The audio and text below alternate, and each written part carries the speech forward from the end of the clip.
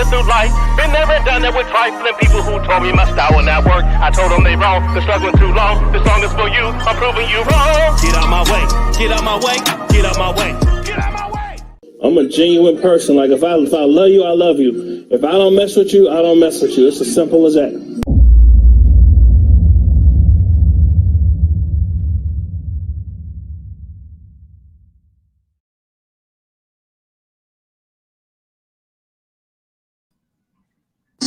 What up, what up, what up, what up, what up, y'all?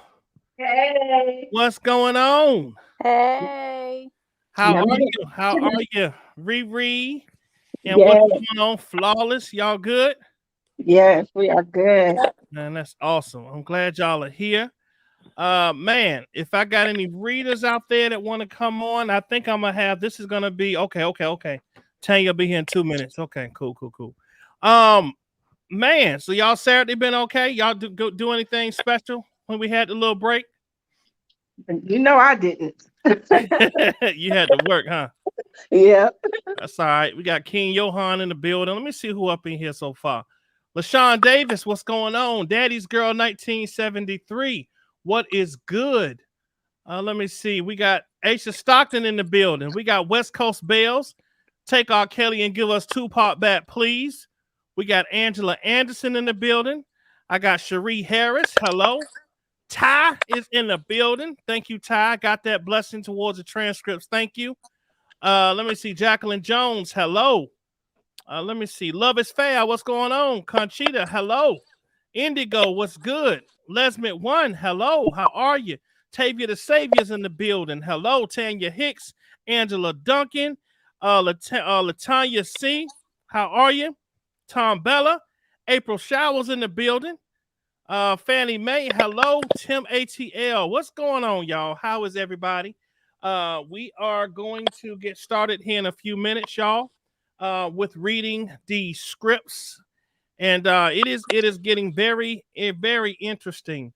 As far as how we've been, covering this thing here, what we've been finding out, exactly how the defense, it looks as though to me that Bonjean and Bro Bentley are really starting to kind of come together more so than Mary Judge, which is, Milton Brown's attorney. Do you kind of get that a little bit, Riri? They starting to like kind of gang up on the government, like they clicking up?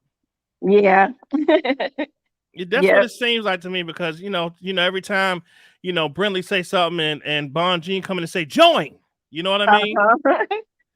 King Johan is saying that you here, brother, but it's saying that you're not device not connected. I don't know what that is. Yes, sir. But yeah, y'all, we about to go ahead and get into this. Let me see exactly. Tanya says she'll be here in 2 minutes. Let me go ahead and pull this up for y'all real quick.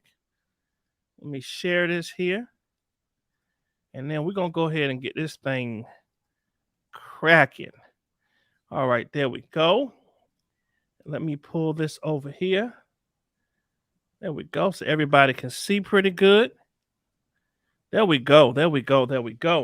So looks like here this is, let's see, they got another witness here, Rosenblatt.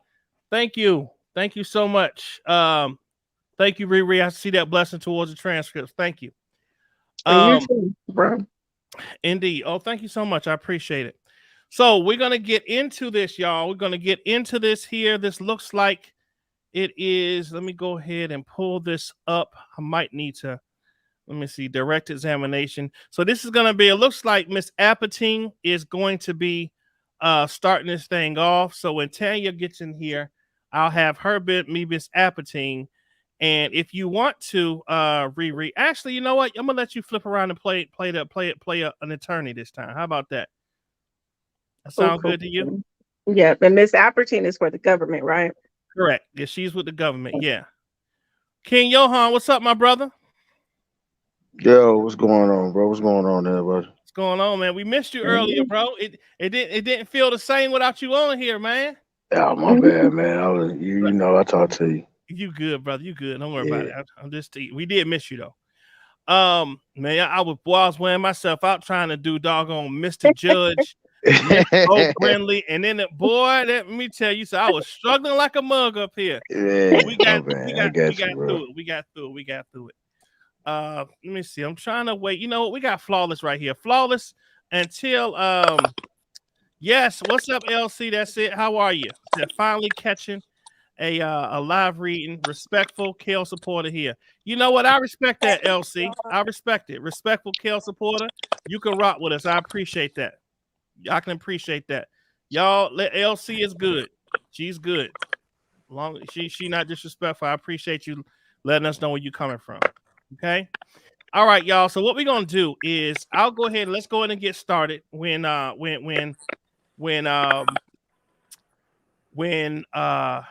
Tanya come in here, I'll have her go ahead and jump in and be Miss Rosenblatt on the stand. Let's see how flawless do with it first. So what we'll do, we'll mute our phones while they're reading, so that we don't have any interference with them reading, and then we're gonna go from there. So if you want to go ahead and start it off, Riri, right where you say good afternoon at line 25, and then you're gonna be the A flawless, okay? Okay. Okay. Good afternoon. Good afternoon. Over here. Over here. Good afternoon. I'm just trying to find with the Uncle Amos, can you pull it up some Yes. a little bit? Can you I'm see just that? trying to find with the eyesight. Sorry. Sure. Can you please state your name? State and spell your first and last name. Deborah Rosenblatt. DEBRAOSENBLATT. All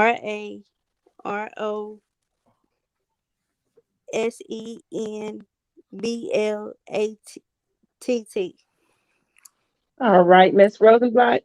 How are you employed? I own and work at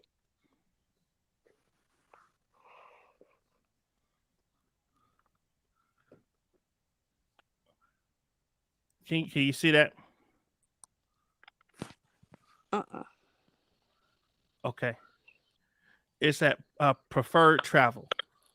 Preferred Travel, Oh, what is preferred travel? a travel agency. Hey, how long have you worked at preferred travel? How long? Wait. And how long has preferred travel been in existence? Since 1983. Okay. And how long have you worked there? Full time since 1990.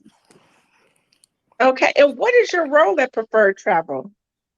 I own the company and I deal with the business and doing travel, hotels, cars, planes for clients. Okay. And can you explain a little bit further detail what is preferred travel's business?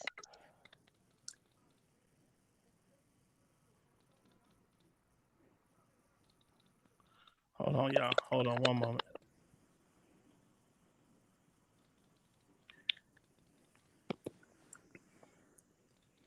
Our company does travel for entertainment, sports, and some actors in entertainment. We do all travel for the get cars, rent a cars, trains, planes, take time all around the world. Oh, okay. And what type of travel reservations do you make specifically? For entertainment based clients, Okay. Hotels? hotels, cars, trains, and planes. I see. And how many employees does preferred travel currently have? At the moment, there is 8. And has it been the same relatively?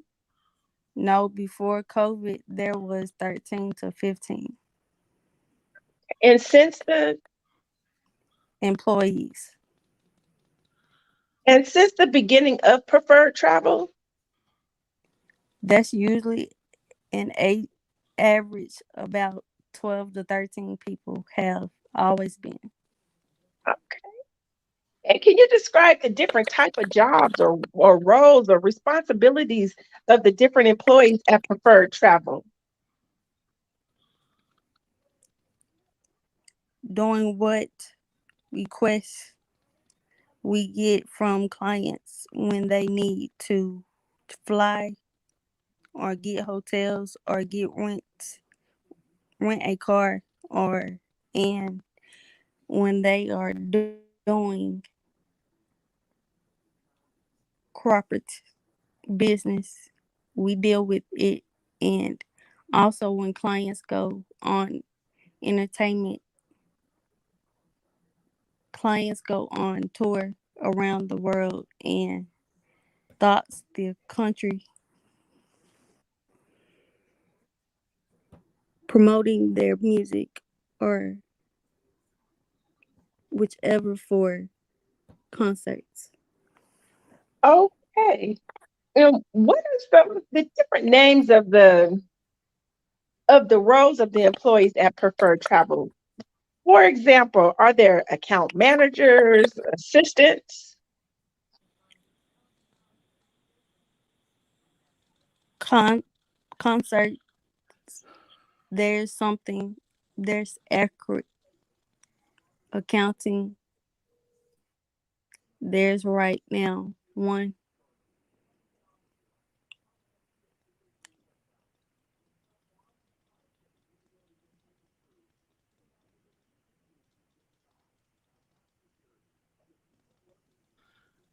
All right, y'all hold one moment. We gotta let me fix this. We got a little issue with the Okay. hold on.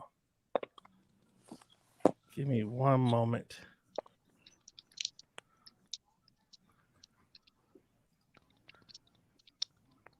We having a little bit of technical difficulties, y'all. We're gonna give us one moment. Okay.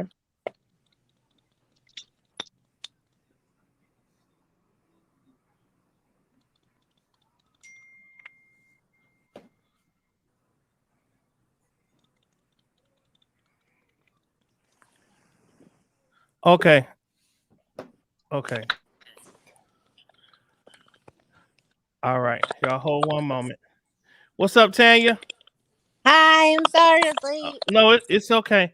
The All right, baby go. was giving me a little trouble today. Oh, that's okay. Go ahead, Flawless. Y'all go ahead, continue. Can you bring it up a little bit, Uncle Adams? Yes. Thank you. Okay. No, I mean, can you blow it up just a little Oh, bit? you mean blow it up more? Hold on, let me see if I can. Hmm. That's the biggest I can go. Yeah, it's I can see it a little bit better now.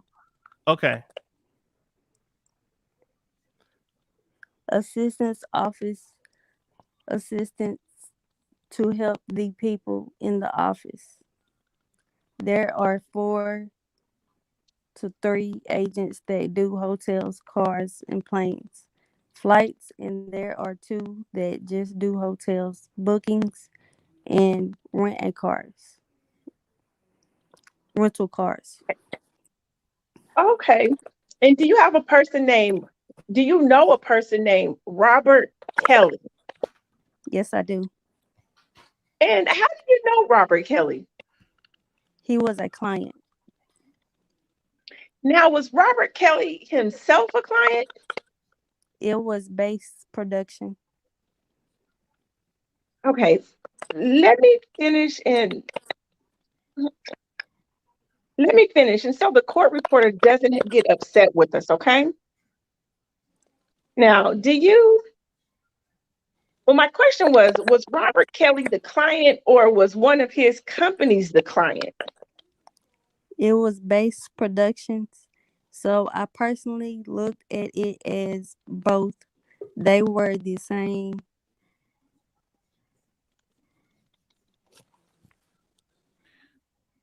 Entity. Entity. Entity. All right. So hold one moment. Let me do a switch out. Flawless. Thanks for filling in, y'all. Flawless filled in. So I appreciate you, Flawless. Thank you. Let me see. Tanya is on and Lesmond one is here. Okay, great. So we got some backup. Hey, I think Riri, is that your phone with the crackling sound in the background? I hear a crackling, but let me see. Yeah, I hear it too. I don't know I if it's had me. put my phone on mute though, and I was still hearing it. Hmm. You want me to try it again? I thought that No, was, your Blue's Clues and not mine. no, it won't. I don't hear it now. Is it gone now? Yeah, it went away. All right.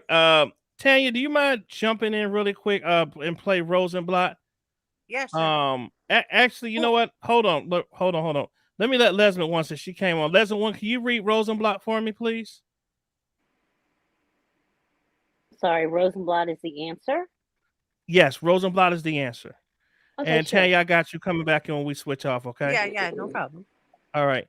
Yes. And let's go ahead and start at 13. That's you, Riri. Well, Gotcha. 11. Start at 11. That's when the question starts. Okay. Okay. Let me finish so that the court reporter doesn't get upset with us. Now, my question was Robert Kelly the client, or was one of his companies the client? It was Bass Productions, so I personally looked at it as both. They were the same entity. Okay, understood. And for ease of reference, we'll just say Kelly Bass Productions. When did when did Kelly Bass Productions become a client of Preferred Travel? I believe it was in 97, like 97 or 98. And what type of services did Preferred Travel provide for Kelly Bass Productions? We did flights when requested, hotel rooms, rental cars, car services to get from hotel or to the airport. We did those kinds of services. Okay.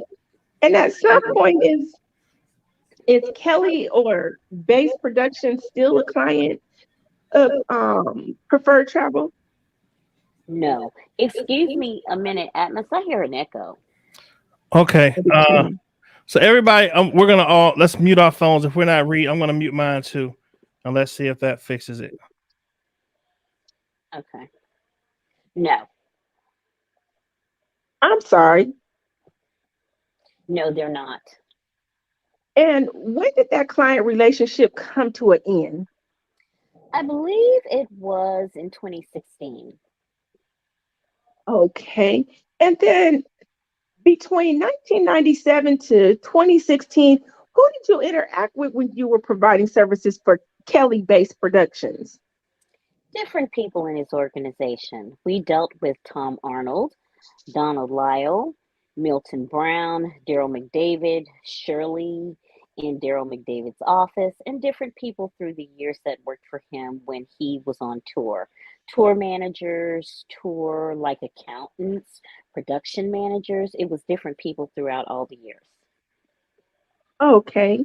And can you please describe, generally the interactions that you would need to have with these individuals that you name in order to carry out your job function? I would either get an email or someone would call the office and request if someone needed to fly and would give me information of who needed to fly and their name, if they needed hotels or cars, and I would just set it up for them and then send them an email or text them or like the confirmation that it's all been completed and they have their confirmation numbers to take their flight or go to a hotel. Okay.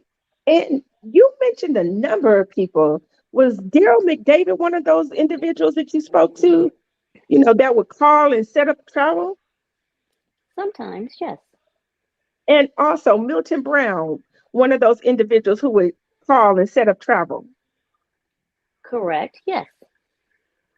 And did you ever speak with Mr. Robert Kelly regarding services that preferred travel No, would be providing.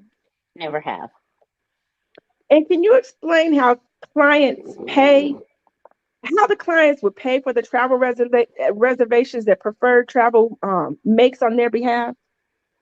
Normally, we have a credit card from the client. We get a credit card authorization from them to be able to use it, and we use their card to book the flights, to give hotels, to guarantee reservations. The same with car companies. And how Preferred Travel gets compensated and paid is that I get a service fee for the airline tickets that we add on to it. And the hotels and car companies pay me a commission. So it doesn't come from any of the clients. And in the course of facilitating travel reservations for clients, you had mentioned a credit card authorization. Do you use a form that actually titled credit card authorization form? Yes, I do. And what is the credit card authorization form used for? It's used for when we are sending to hotels to make sure payment is set up for the client or the group. And usually it's room and tax and sometimes the incidentals.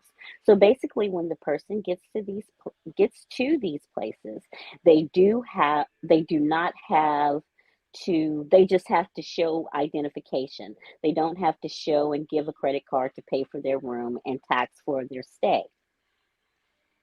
So that's the traveler doesn't?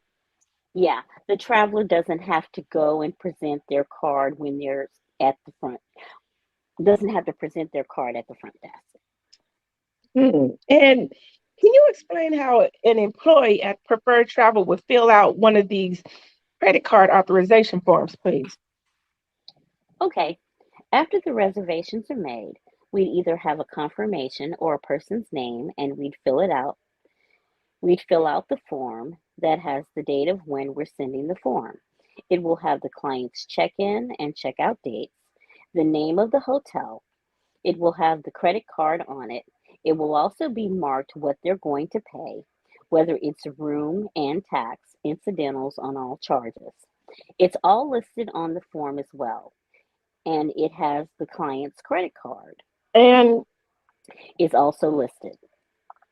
so, what type of information, or of that information that you're talking about, what of that comes from the client? The credit card, the billing information they would give us, and whom we're making the reservation for. They would let us know who we need to make it for. And do you use these forms, these credit card authorization forms, as part of your regular business activity? Yes, Okay. And do you keep them in a regular course of Preferred Travel's business? yes, we do. And are these forms completed at or around the time that you're speaking with the client or the client's representative in the course of providing services to the client? Yes, Okay. Now, prior to your testimony today, did you review certain Preferred Travel's credit card authorizations forms for the client, Kelly Base Productions? yes, I did. Now, you have a copy up there with you as well.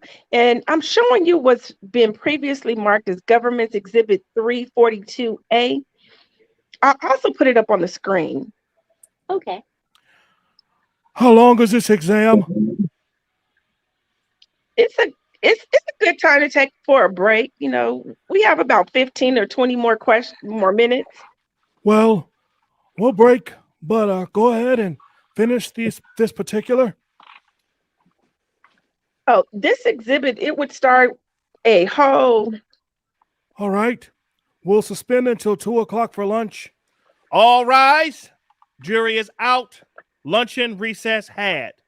I certify that the foregoing of this correct transcript from the record of the proceedings in the above entitled manner. All right, we're about to start the afternoon session of this here. We are still on the direct of the government Appeting talking to Rosenblatt, who seems to be a travel specialists who dealt with their travel with air cars, rental cars, and all that kind of stuff. Proceedings heard in open court. Jury in. Please be seated. You may continue with the direct. Thank you, Your Honor. Deborah Rosenblatt, government's witness, previously sworn. Direct examination resumed. Miss Rosenblatt, before the break, we were talking about these credit card authorization forms that you use at Preferred Travel as part of your business. Do you recall those questions and answers? Yes. Okay. And so now I'm having you to look at what's been previously marked as the government's exhibit 342A. Do you see that in front of you? Mm-hmm. It's also on the screen that's up in front of you. What is government's exhibit 342A? A credit card authorization form. And is it just one, or how many do you have there? There's 7. Okay. And these credit card authorization forms that we're just discussing, the ones that you keep in Preferred Travel's course of business? Yes. And they're the ones that 7 that relate to Kelly-based productions client. Correct. Your Honor, the government moves to admit government exhibit 342A and publish to the jury. Atmos. Johan, is King Johan in here? Yeah, I'm here. Oh. Can you do Mr. Glausman or any like? All right, cool. No objection. No objection. They're received. Government exhibit 342A was received in evidence. So let's take a look at the government exhibit 342A. We will start at the top of this document. And if you could explain what we see here. Okay. It's our address saying what the form is and the date of when we would have sending it to the hotel and the arrival departure dates of the guests. Okay, let's go a little bit further down. And if you could tell us what information is here and what information comes from the client. That's the hotel that the person is staying at, the guest's name, which that would come from the client, the confirmation, it would either be usually a number or someone's name, which is on there, and the rate, and the credit card, which we would have on file for the client previously. Okay, and the confirmation where it says Claudia in reservation, that's the person at the hotel, right? Yes, that person is at the hotel, and that would either be her, like the person's name, usually front desk, reservations or sales, or it would be a confirmation number that the hotel would provide us. Okay, and who provides which hotels you're supposed to schedule the guests, like scheduling the reservations for the guests? Sometimes it's from the client. Will request which hotel. Sometimes we, as the travel agency, will put them in where they'd like to stay in the area. Okay, now let's take a look at the bottom part, the bottom third of the form. Can you please explain what the information is that we're looking at and what comes from the client? The mailing address would be the billing address for the client and where their statements go to. And that would come from the client to give us the same with the fax number. And then the charges authorized is what we are telling the hotel it's fine to put on that card. The room and tax, or this one is all charges. So all the charges, or it would be just room and tax, and maybe just guaranteeing their incidentals if there are any. Thank you very much, Lesmit One. I'm going to have Misha, who jumped on. Thank you, Misha. I'm going to have you jump in as Miss Rosenblatt. You will be the A. And go ahead and stay at the Miss Apatine, please, Riri. All right. And who provides the information as to whether it's the room and tax only or all charges, or just a guarantee? Usually the client. All right, so let's take a look at this request for a reservation through this credit card authorization form. So who is the guest named here? Lisa Van Allen. And the hotel? Is the Holiday Inn Madison. And if you can tell here, what is the arrival and departure date? This one is the 23rd of March out the 26th. Okay. Now, I'm going to direct your attention to what's already been admitted as Government's Exhibit 417. What is Government's Exhibit 417? It looks like a copy of Darrell McDavid's credit card statement. And let's take a look at page 10. Do you see that? Mm-hmm. There in front of you. Actually, I went too high. Okay. Does this appear to be the charge for the Holiday Inn Madison that you were just looking at in terms of the credit card authorization form for Lisa Van Allen stay at the Holiday Inn? I would assume so. Yes. Okay. Objection, Your Honor. Speculation. Based on your experience at the preferred travel agent, what are the dates? When do the charges usually appear on the credit card statement? The date she checks out, and it should be for the stay. Okay. And if you could take a look back at your Government Exhibit 342A, which you have in front of you. And the credit card number, the last four or five digits that are on the credit card. Can you see that?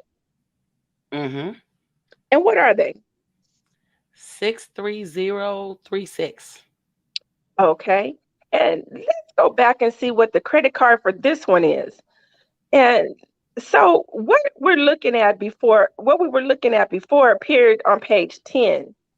So we're looking back at page 9. Okay.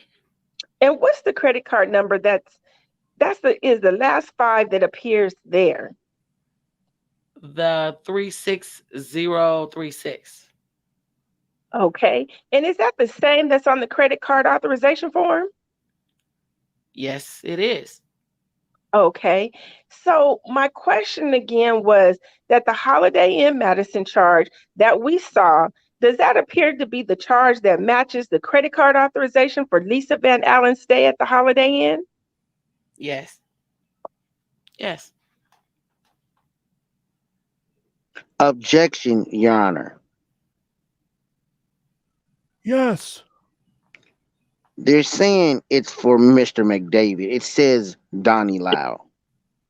Your Honor, the question was about whether the charge was for matching the credit card authorization form that had a stay for Lisa Van Allen. We didn't mention Darrell McDavid. Can't they connect, Judge? I would object. This is all in evidence. They can connect their dots during closing. I don't know why they need to. Wait a minute. Well, I'm trying to figure out what the relevance is, but I assume we'll find out. Go ahead. Okay. So you answered the question with regard to Lisa Van Allen's statement. We're going to move on to page 2 of the Government's Exhibit 342A. Can you please explain on this credit card authorization form, what are the dates that appear there? It's the date it was sent to the hotel was April 19th, and the arrival and departure dates were the 19th, checking out the 21st. Sorry, I'll back this out just a little bit. Can you take it down for a second? Your Honor, we're going to have to use the Elmo for 1 second. All right, let's take a look at the second page of Government's Exhibit 342A. Do you see that there? Yes. Okay, and what is the arrival and departure date for this stay? April 3rd, check out the 4th. And the hotel and the guest name The Holiday Inn, Madison, Lisa Van Allen. and the credit card number. Can you read the last 5 digits again? 63036. And when it says copy of card on file, what does that mean? They use the hotel quite often for people coming in and out. And we set it up with the hotel that they would just keep a copy of the card on file in their accounting department. And so we didn't have to continuously keep sending a copy of the credit card front and back and identification to the hotel. We just had to keep sending them this form that they would then use that authorization and just pull the credit card and ID from their accounting department at the hotel. Okay. Now let's go on to page 3 of the government exhibit 342A. And who is the guest name and what is the hotel for this reservation request? The hotel is the Westin Chicago River North, and there were 4 rooms booked under June Brown. Okay. And what's the arrival departure dates for this one? The April 16th checkout, the 18th. Okay. And I'm showing you what has been previously admitted as government's exhibit 415. Do you see that there? Oh, wait, I lost where I am. Okay. Mm-hmm. And what credit card? What does the government's exhibit 415 appear to be to you? A copy of Nancy Rosenblatt's credit card statement at Preferred Travel. And who is Nancy Rosenblatt? My mother. Oh, okay. And well, let's actually first take a look at the credit card number that appears on the reservation for April 16, 2007. What's the credit card number or the last 4 digits? 5 digits. The last 4 is 8002. Okay. And prior to your testimony today, did you review the government's exhibit 15 and determine whether or not the same credit card number appears on this exhibit? Yes. And does it appear right here under where it says activity of Nancy M. Rosenblatt? Correct. Okay. And still the West End Hotel River first. Can you discuss why would Preferred Travel's credit card number be associated with the credit card authorization form or a request from a client?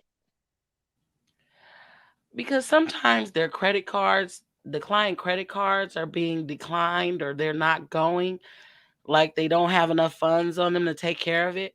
And that's when we would put our card down for a hotel. Okay. And so looking back at Government's Exhibit 342A, does this appear to be we're not going to publish to the jury. So just taking a look at Government's Exhibit 342A, with regards to this reservation request or credit card authorization form, does the Government's Exhibit 415 appear to contain the charges for the West End hotel reservation that we just looked at? Yes. So now we're looking at page 4 of the credit card authorization form for Government's Exhibit 342A. And since these all appear, the forms are all the same. Can you just explain again who is the guest's name, the hotel, and the arrival and departure dates, and whether that information came from the client? Okay. Arriving April 19th, checking out the 21st, the Swiss Hotel in Chicago. It was booked under Milton Brown. And the card and everything looks like it's the Bass production, that it's the correct one of the numbers. Okay. And again, we'll show you Government's Exhibit 342A. Now, this is page 5 again. And again, the client, the guest name, the hotel, the arrival, and the departure date. April 19th, checking out the 21st, the Omni Chicago Hotel for Keith Murrell and Lisa Van Allen, 2 rooms. And who provided this information that appears on the form? Or did I say Bass? It would have been someone from Base Productions would have requested us to book the rooms. Let's take a look at page 6 of Government Exhibit 342A. Again, can you tell us the guest name, the arrival departure date, and the hotel information? Sure. Arrival April 19th, checking out the 21st at the Omni Chicago Hotel, Milton Brown with 1 room under, and the other room was under June Brown. And who provided the information for this form? To book the hotel there, we would have gotten it from the client, but we sent the form to the hotel. Okay. And then finally, let's just take a look at page 7 of the Government's Exhibit 342A. Can you please read the arrival and departure date, the hotel, and the guest name? July 25th, check out the 26th, the W Chicago Lakeshore, June Brown, and its Base Productions card. And did the client provide the information that appears on this credit card authorization form? Yeah, to be booked there, correct. Okay.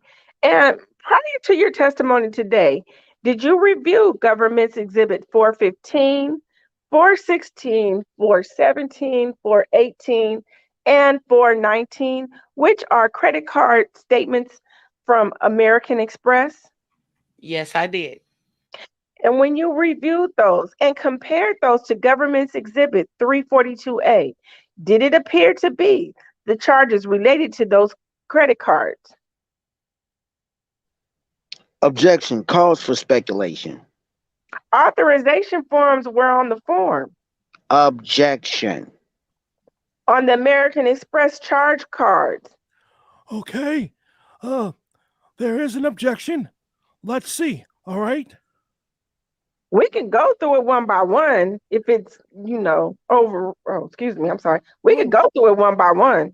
I'm finding it hard to read exactly what it is. Overruled. Do they appear to be on those credit card statements? Yes, they did. One moment, Your Honor. Is that it? Yes, Your Honor. I just wanted to confirm Government's Exhibit 342A was admitted, and I don't believe that we did that before the break, but it was after. All right. Government Exhibit 342A was received in evidence. Who wants to cross-examine? Okay, so Ms. Cohen, let's have Lesmit 1, if you want to try to be the oh, she left already. Okay. Let's see here. We got Riri, Tanya, Misha. Misha, play the attorney, please. Play if you would, Miss Cohen. All right. So, okay. Who's Good going to be? afternoon. Oh, are you ready? Yes, ma'am. Good afternoon, Miss Rosenblatt. I'm one of Mr. Kelly's attorneys. I'll make this brief. So thanks for being here. So Preferred Travel was a family-owned travel agency, right?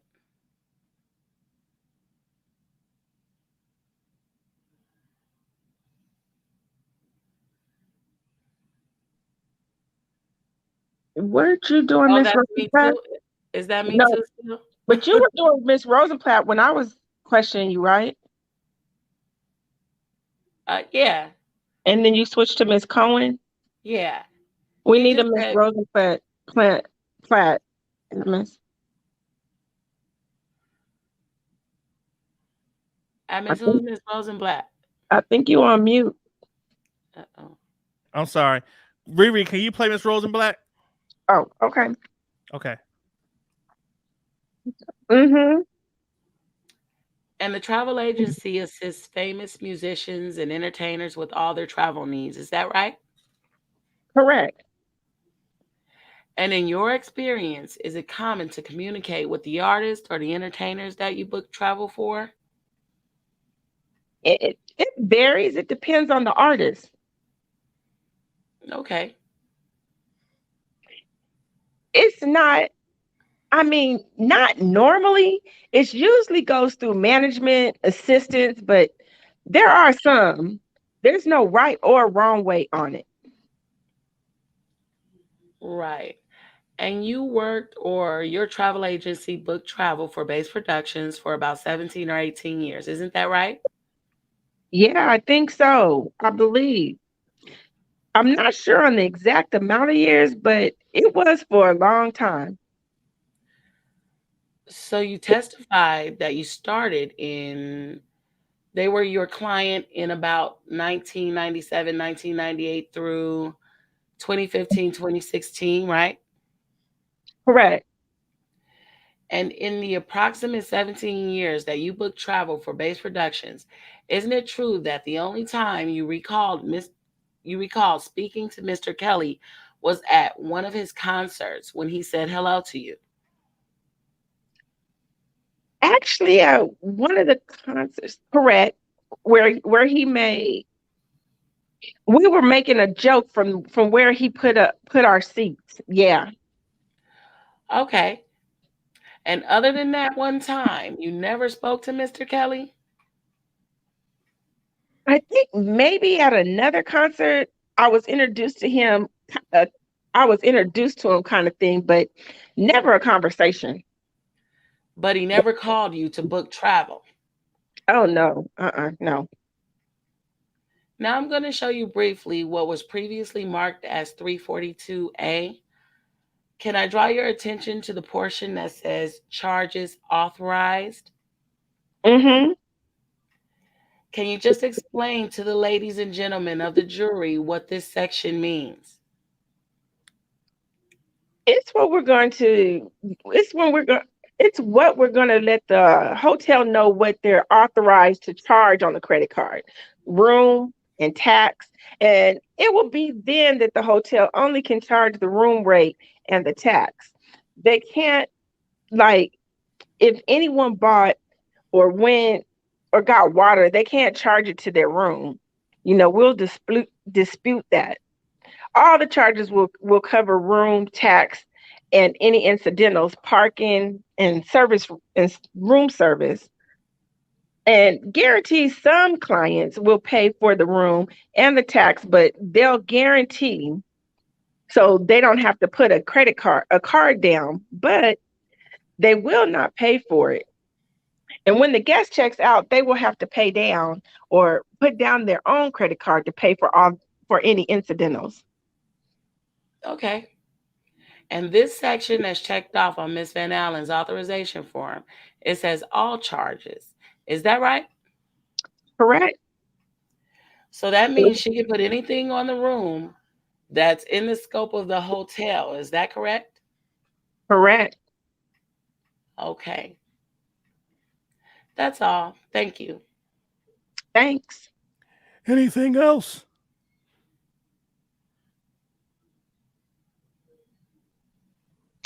Yes.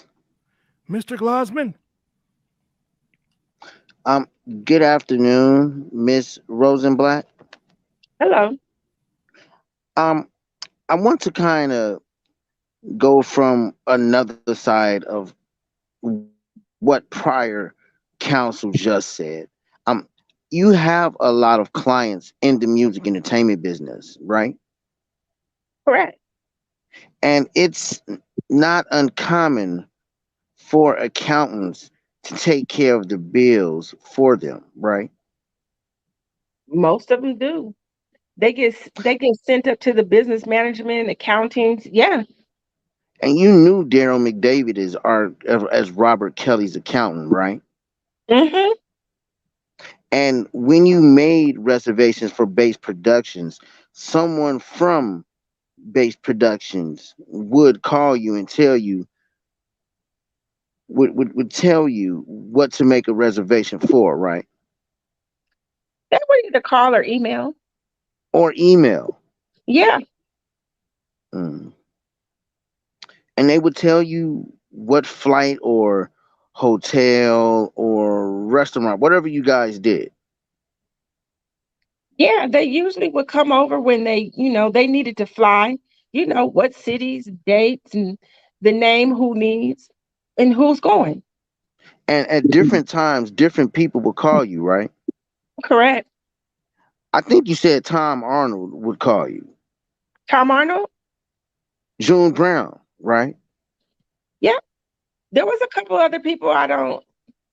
It's been so long. I just don't remember the names. Um, Donnie Lyle. Yeah, Donnie was one. And there's some different like Chris Gratton.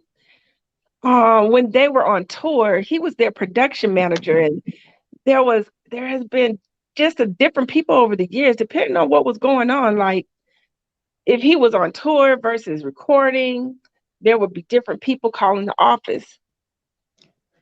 And I think in Government Exhibit 342A, some of the reservations were made by Donnie Lyle, right? I mean, they went to his credit card number. Hmm. We were using base productions again, sometimes depending on what car would works. Some of them were maxed out. So we would use to have to, I think, like one or two different base to have. But usually it was mostly Donnie's. Then the bills would then the bills would get sent over to the accountant's office, right? Correct. But just because they were sent there doesn't mean the accountant made any of the reservations. Oh no. Just it would the invoices just got sent up to the office. And someone would pay from that office, like Shirley Map or whoever was there, right? Yeah, they would go to exact actually to be sent to Shirley. They would be sent to Shirley. Usually the invoices that we mailed them up or emailed them to Shirley, so she had them to reconcile their credit card statement. Okay, so Shirley would reconcile the credit card. You don't know if Daryl ever saw any of those invoices. I don't know. I don't know. Hmm.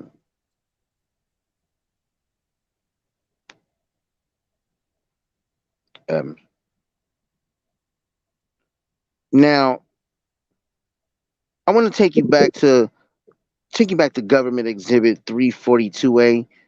Do you still have that in front of you? No, I guess you can look at mine. no problem. All 7 pages of Government 342A.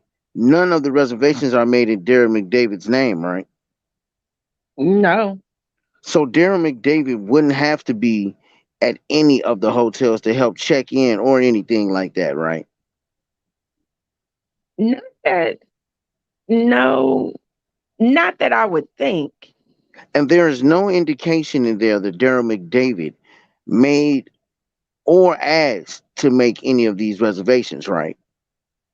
Not in this information. No. Now, all of these travel receipts, or whatever you want to call them, have to do with not all of them. There is Lisa Van Allen and Keith Murrell in there, correct? I mean, there are some of the those are some of the reservations, Yeah, correct. and then I think there is some for June Brown too, right? Mm-hmm.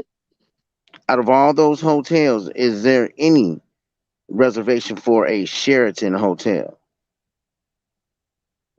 Not that I could see in here. Not a Sheraton. I don't. So if one of those individuals, um, well, yeah.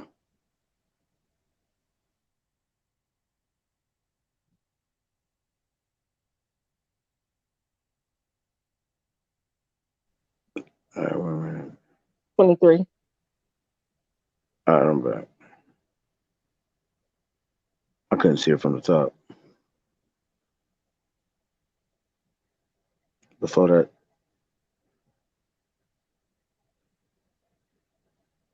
there was still summer 20. 23. Oh, okay, yeah, that's what it was. So, if one of those individuals said they stayed at the Sheraton, that that would be incorrect, right? Possibly. If it's off those forms, if it's off those forms and it's incorrect, yeah.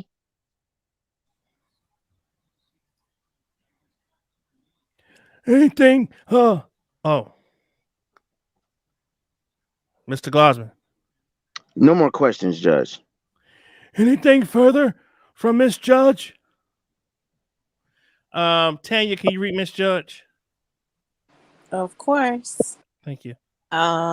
Very quickly, Judge. Good afternoon. Hello. I'm representing Milton Brown. You know Milton Brown, right? Yes, I do. Over this 15-year period where you were making these reservations and working with R. Kelly Productions, you generated thousands of pages, you would say, right? Yeah, I think the government requested some documents from you, and we got about 7,000 pages. Is that the entirety of the amount? of everything that I have, yes, that I gave to the government. Correct. And we are looking at 7 of those 7,000 pages here, right? Correct. You talked about all the different people that worked for R. Kelly that would call you to make reservations or send you an email. Mm-hmm. And that was quite a few people would do that. Yeah, Nothing wrong with making reservations or asking you to make reservations, right? correct. Lastly, the date of these reports are the date that you make the reservations. You Usually it's not a day or two. Like you usually make the reservations and we usually would send the credit card authorization usually that day. Sometimes, it's the next day, depending like the time and try to send it when there is 9 to 5, when the hotel staff is normally in. So you receive a call and someone says, "We'd like to stay at a hotel, for example, for a week." And you make the request within a day or two, you write up this report. Yeah. And then do you go back and do anything to this report later? We would just confirm it with the hotel that, that they received it and get the person's name. Usually, just file it unless something that the client gets, unless sometimes the client gets to the hotel and the hotel says, I can't find the form. So the only other thing that we ever did, or excuse me, so the only other thing we ever do with it is if we, my page just appeared. 1 second, sorry.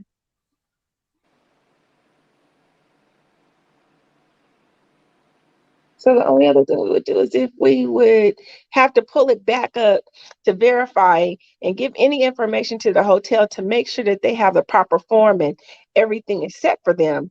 But other than that, they just kind of, just stay in the computer file.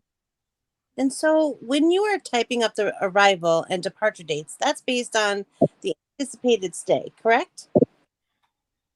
Of what the original reservations have been made for, yes. Perfect. Thank you. That's all I have. Thank you. You can step down. Call your next witness. Lesbian one, can you play Miss Pozzolo? The government calls Jerome Kemp, and Mr. Kemp is being called a little out of order due to scheduling issues. Hey, Showtime. I think it's time for you to lay that thing down, bro. The thing you've been talking about, you've been holding on to. What you think? Uh, I don't know for this one. You don't know for this one? Okay. Nah. Okay. All right. Oh, y'all I'll got put plans over there, huh? yeah, You yeah, say yeah. what? I said, y'all got some plans worked up over there. I can't wait. Beans. Yeah, a little bit. You feel? All right, you know what? All right, I'll roll with Jerome Kemp then. All right. All right. All right. Please raise your right hand. Yeah. Please be seated. You may remove your mask while testifying. Miss Pozzolo, you may ask the witness. Jerome Kemp, government's witness sworn, direct examination. Good afternoon. Can you please state and spell your last name for the record? Jerome Kemp, man, Kemp. Mr. Kemp, where are you from? Chicago. Are you employed? Yeah, I'm self-employed. Generally speaking, what do you do for work? I'm in the food business. I'd like to direct your attention to the 1990s. Did you attend high school in the Chicago area? Yeah. Where do you attend high school? Red Central. While you were in high school, while you were a high school student, did you have an apprenticeship? Yeah, I did. Where was your apprenticeship? With the Columbia Records under Cynthia Johnson. Does Columbia Records have an office in the Chicago area? Yeah. Where is it? Rolling Meadows. And can you explain what Columbia Records is? The record label. And is Columbia Records a label under the umbrella of Sony Music Entertainment? Yeah. In the office space in Rolling Meadows, was there another record label that was under Sony as well? Yeah. What record label had an office space in the same area as Columbia Records? Epic Records. How did you get an apprenticeship at Columbia Records when you were in high school? I was hired by Cynthia Johnson. And how do you know Cynthia Johnson? She a family friend. And she was your immediate supervisor during your apprenticeship. Yo. Was your apprenticeship at Columbia Records a paid position? Yo. How were you paid? From Cynthia personally. Did you receive checks from Columbia Records? No. And when were you hired by Miss Johnson? Was there a formal interview process with Human Resources? No. When you were an apprentice at Columbia Records, can you give us a general description of your job duties? And mostly mailing records and pretty much you know, much being her personal assistant. The job, you know, is kind of, you know, every day. You know what I'm saying? Like, but mostly mailing records out of DJs and a radio station. Did you graduate from high school? Yo, What year? 1998. And what did you do after graduating from high school? I went to college at Milliken University. And while you were a student in Milliken, did you continue working at Columbia Records? Yo, And was that essentially the same position for Miss Johnson that you just described? well, initially it was, but then I got the Sony internship my junior year going in my senior year. And can you just briefly explain what the difference is between your internship or apprenticeship with Miss Johnson and then what you described as the Sony internship that you did your last year of college? With Miss Johnson, I worked with the her specifically. Like I didn't really do anything for anybody else. I was, you know, I was more of her personal assistant. Then I worked for Sony Music Entertainment, and I was, you know, part of the branch and would be shared between different departments. So I kind of had a different boss every day. And did you eventually graduate from college? Yo, And what year was that? 1998. I'd like to direct your attention to April of 1999. Did Miss Johnson reach out to you about a job opportunity? Yo, And what was that job opportunity? Counsel, I'm sorry to interrupt, Did you say he graduated from college? Is that when he graduated from college? It seemed to be the same year that he graduated from high school. If I got that wrong, but I graduated from high school in 1998 and college in 19. I'm sorry, my bad. I graduated from high school in 1994 in college in 1998. Can you generally describe the job opportunity that Miss Johnson contacted you about in 1999? The Midwest Columbia Sunny rep, Columbia rep for Midwest region. Generally speaking, what does that position entail? Uh, I mean, you the liaison between the label, which is headquartered in New York, and the artists, and they on the road within your region. And I was also responsible for monitoring it and helping records, get played on the radio station. And was that the position that Miss Johnson held when you were an apprentice for her? Yo, Did you agree to take that job? yo. How long after Miss Johnson contacted you in 99 did you take the job as a regional promotional manager at Columbia Records? I flew to New York like 2 days later. And did you start at Columbia Records shortly after that? I started immediately. And can you give can you give a general description of what your job duties were in this new position as the regional promotional manager? I mean, it was the same as I just said, promoting music to the radio stations and being the liaison for the artists when they rode in the market. Sorry, let me rephrase. Was that a full-time position? Yo, And it was paid through Columbia Records. yo, it was a salary position.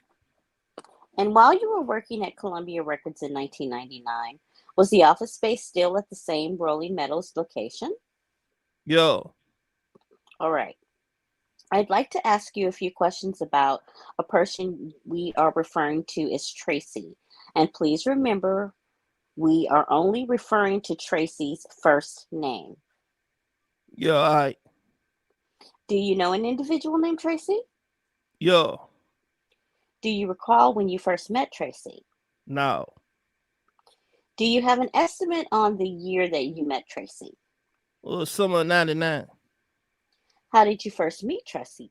Well, I don't remember really meeting her, but I would assume Kathy probably brought her down to the office.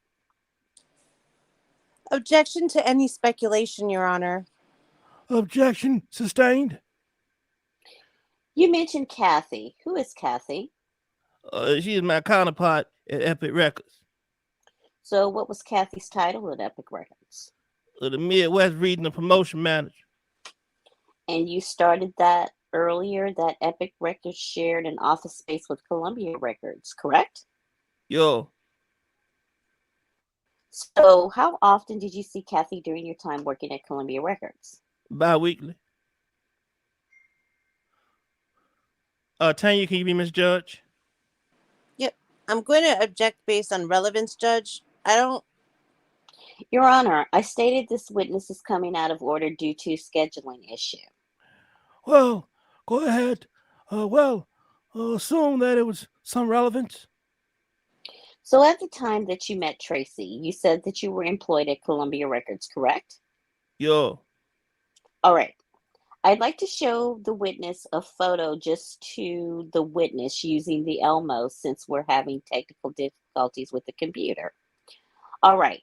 I'm showing the witness what has been marked as Government Exhibit 106. Mr. Kemp, do you recognize the individual in this exhibit? yo, Who is it? Tracy.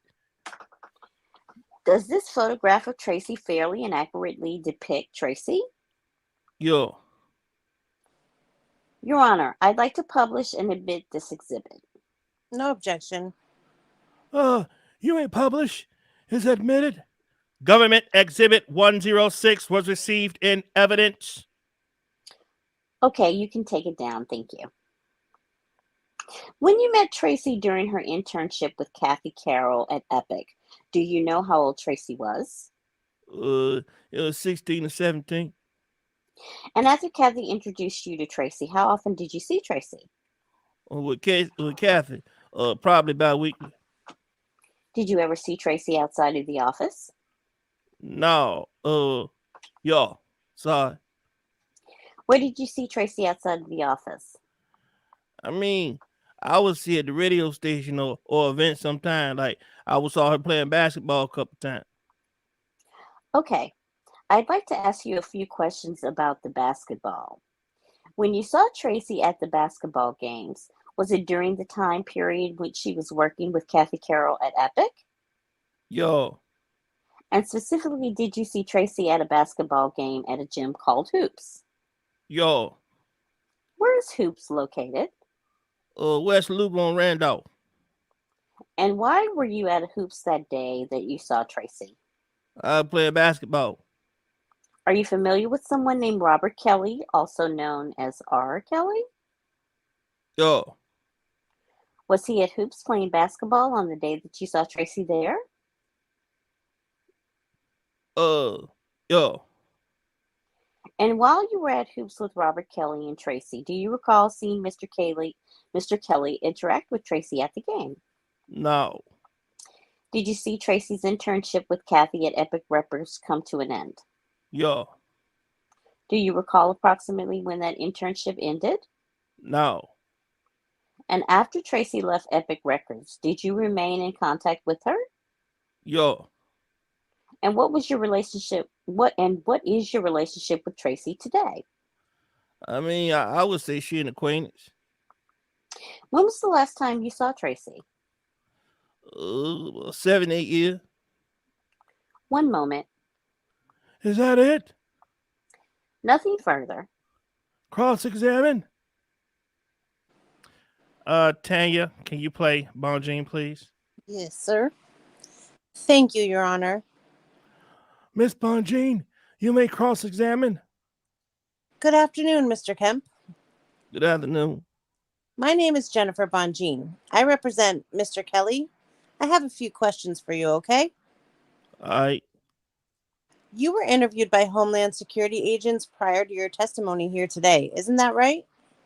Yo, Okay. And in fact, you were interviewed not too long ago on May 16th of 2022. Do you remember that? I don't remember that date. Does it sound about right? Spring of 2022? I feel like it was summer. Okay, but you do remember. Okay, May. You do remember being interviewed by some of the members of the prosecution team? Yo, Okay.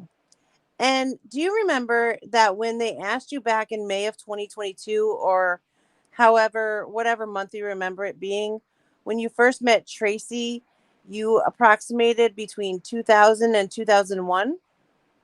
yo, Okay. And you remembered that she was an intern at Epic Records. And it was your estimation that it was between 2000 and 2001, right? initially, yeah. Okay. And now you're saying you think it was sooner. Yo. And what is that based on?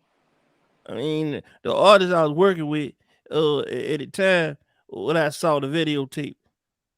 I'm sorry, what videotapes are you referencing? The videotapes that was in the public.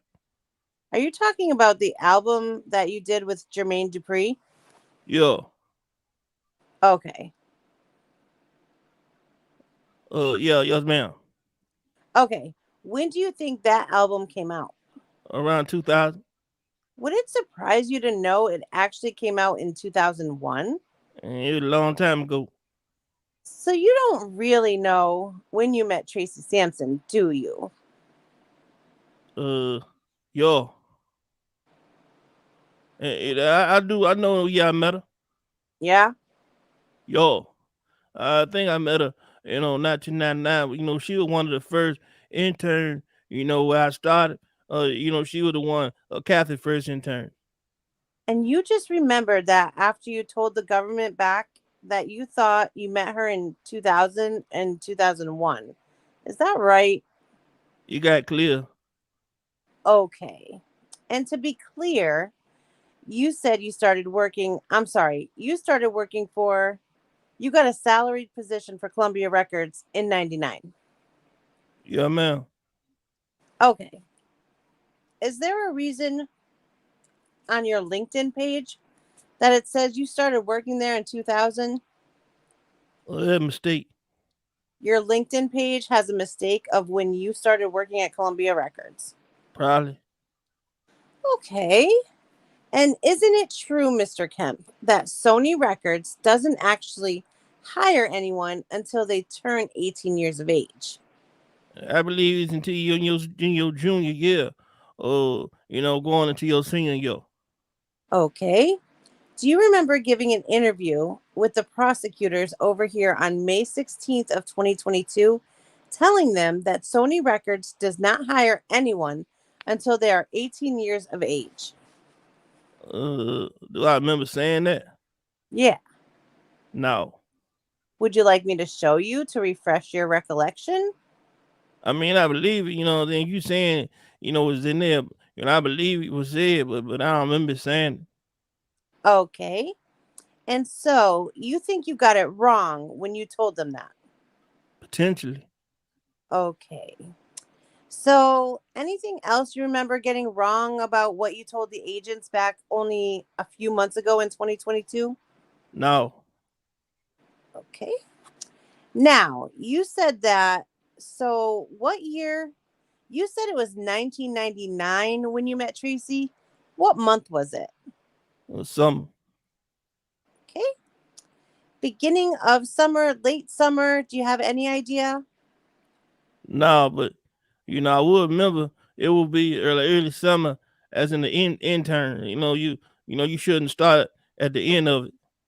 Okay. And so she had to be 17 years old. Couldn't be 16, right? I don't know. Do you know her birthday? Nah. Okay. If I told you her birthday was August of 1982, she would have to be 17. She couldn't be 16 years old. Would you agree with that? Would I agree with the math is right? Yeah. Yo. Okay. And you're not suggesting, you are not going to move the timeline back and say you met her in 98, are you? I was in college in '98. Right. So that's a no. You are not going to surprise us with 1998. No. When is the last time you spoke to Tracy? Few months. A few months ago? Yo. She knew you were going to come here and testify. No. You didn't discuss that you were going to testify here at all? No. Didn't even mention it. No. Did you tell her that you actually had an interview with the government about matters related to her? No. Did she mention anything to you about this? Objection, hearsay. I mean, she told me, somebody asked for my number a couple of years ago. Okay. But there was nothing that you discussed with Tracy in your conversation with her. Well, how long ago? A month or two? 1 month, 2 months? What is it? I mean, I ain't talked to her since I talked to them. Okay. You're saying you haven't talked to her since you talked to them. Right. But before you talked to them, so you're saying you didn't talk to them, you didn't talk to her since what, May?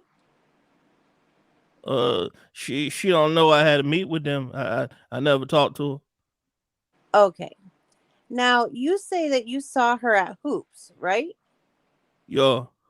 What month and year was that? Month? I don't know. How about a year? 99. Okay. Are you guessing, or can you bring that down? Are you guessing, or can you do know you are under oath, right? Yeah, I do. All right.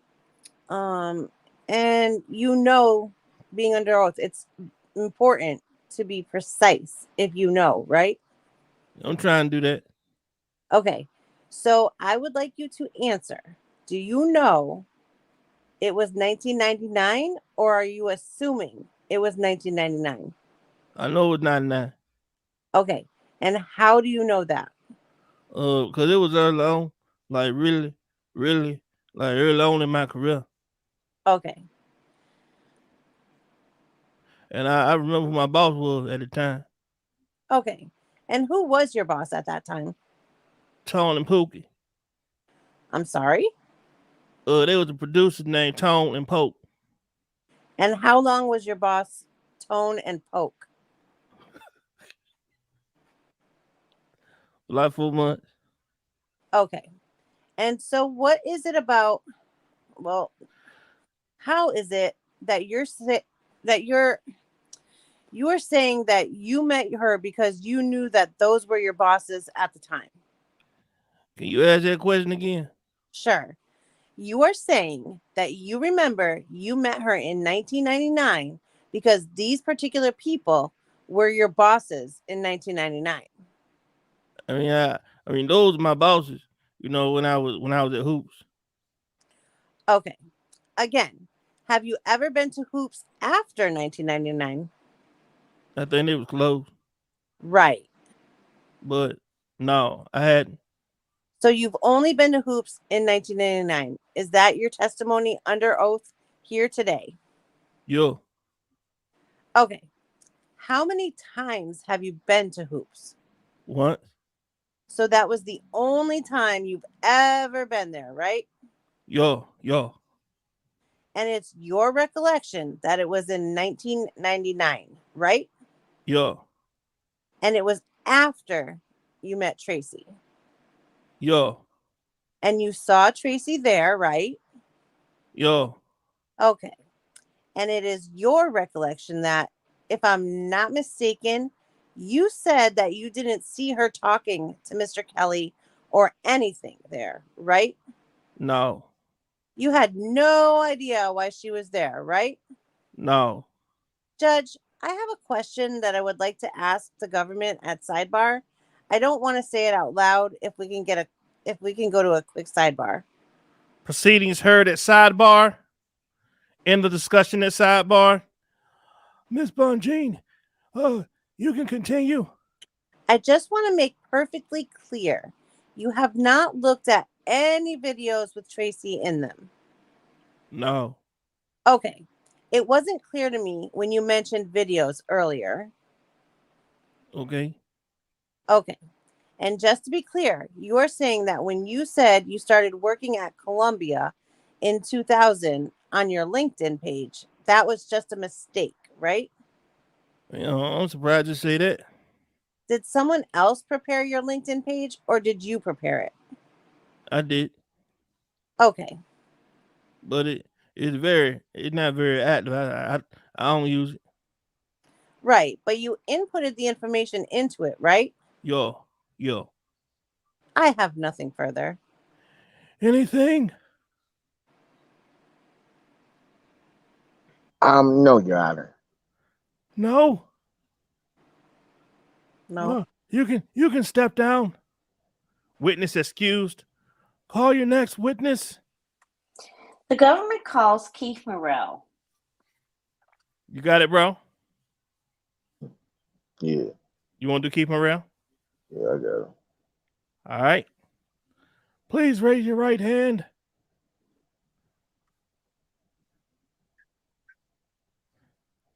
Yes, you saying yes. Yes.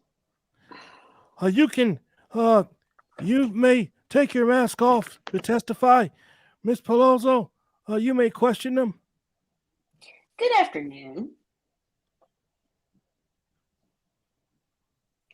How you doing? Can you please state and spell your last name for the record? Keith Murrell. Murrell. How old are you? 45. Where are you from? Kansas City, Missouri. Are you employed? Yes. Generally speaking, what do you do for work? I work for a convenience store. I'd like to direct your attention to the late 1990s. Were you a part of a music group located in Kansas City? Yes, ma'am. What was that music group? Called Talent. Before it was called Talent, was it known by a different name? Yes. What was that? KO. How do you spell K-OS? K-OS. And what did that stand for? Kansas City Original Sounds. At the time that KOS was formed, before Talent, were you living in Kansas City? Yes, ma'am. What type of music did KOS create? R&B. What was your role in the group? Oh, I was a singer. And when KOS first started out in Kansas City, how many members were in the group? It was four of us the total. In the late 1990s, do you recall R. Kelly having a concert in Kansas City? Yes. Do you remember the exact year of the concert? No, I don't remember. Did you go to the R. Kelly concert? No. In the late 1990s, were you a fan of R. Kelly's music? Yes. Do you know what R. Kelly's full name is? Yeah, Robert Kelly. After the R. Kelly concert in Kansas City in the late 1990s, did you have an opportunity to speak to Robert Kelly? Can you ask that question again? After the concert in the late 1990s, the one in Kansas City, did you have an opportunity to speak to Robert Kelly? No. So how did you first become in contact with Mr. Kelly? It was a friend of mine. I believe she got his number, and she gave us the number from there and me, and then we. Objection, Judge. Can we get a foundation as to who this friend is? Maybe, she's going to lay it anyway, but I'd like to have it.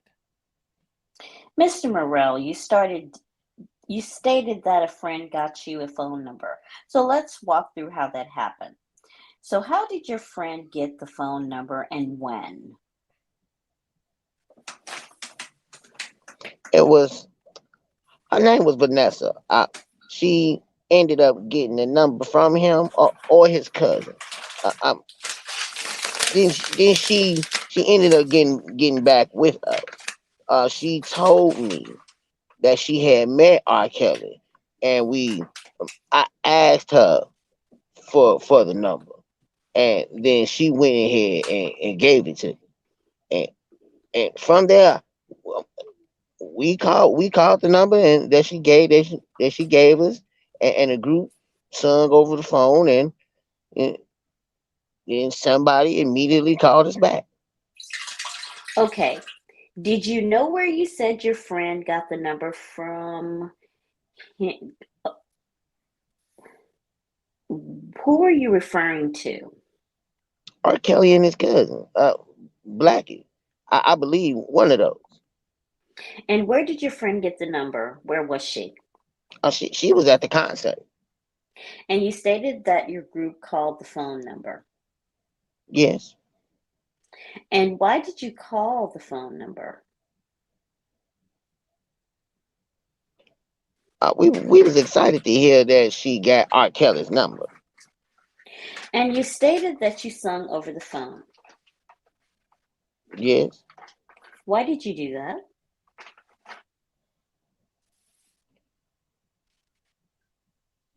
We was just it with the voicemail, so we was like, let's just sing something and see if somebody will call us back. And you stated you did get a return phone call about the message that you left. Yes. And do you recall who called you back? I don't recall. After the phone call, did your group send anything to Mr. Kelly? Yes, he wanted a video of a video of a singer. That's what we ended up doing. Sending this video of the group singing. And did you hear back from Mr. Kelly about the video that you sent for him to look at? Yes. Do you recall approximately when this was? I like to say about 97, 1997. And who did you hear from? And who did you hear back from? I believe it was cousin Blackie. And what was the response to the video that you sent? They was basically happy about it. Um, they wanted us to record a video, send it to them, and after they, after we sent the video, I think about a week later or two, we flew out, and from there we was in Chicago. Okay. You stated that he flew you out. Are you referring traveling from Kansas City to Chicago? Yes, ma'am. And approximately how much time passed between the time that you were invited to Chicago and your group going to Chicago? I'd probably say about either 2 weeks.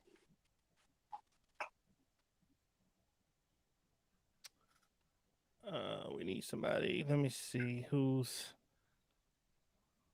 Tanya, can you read? Can you fill in until Bonjean comes back in? Can you Mm-hmm. just okay, Miss Judge? Sure. Objection. Speculation. No, he can answer. I'm sorry, what was your answer? Like 2 weeks.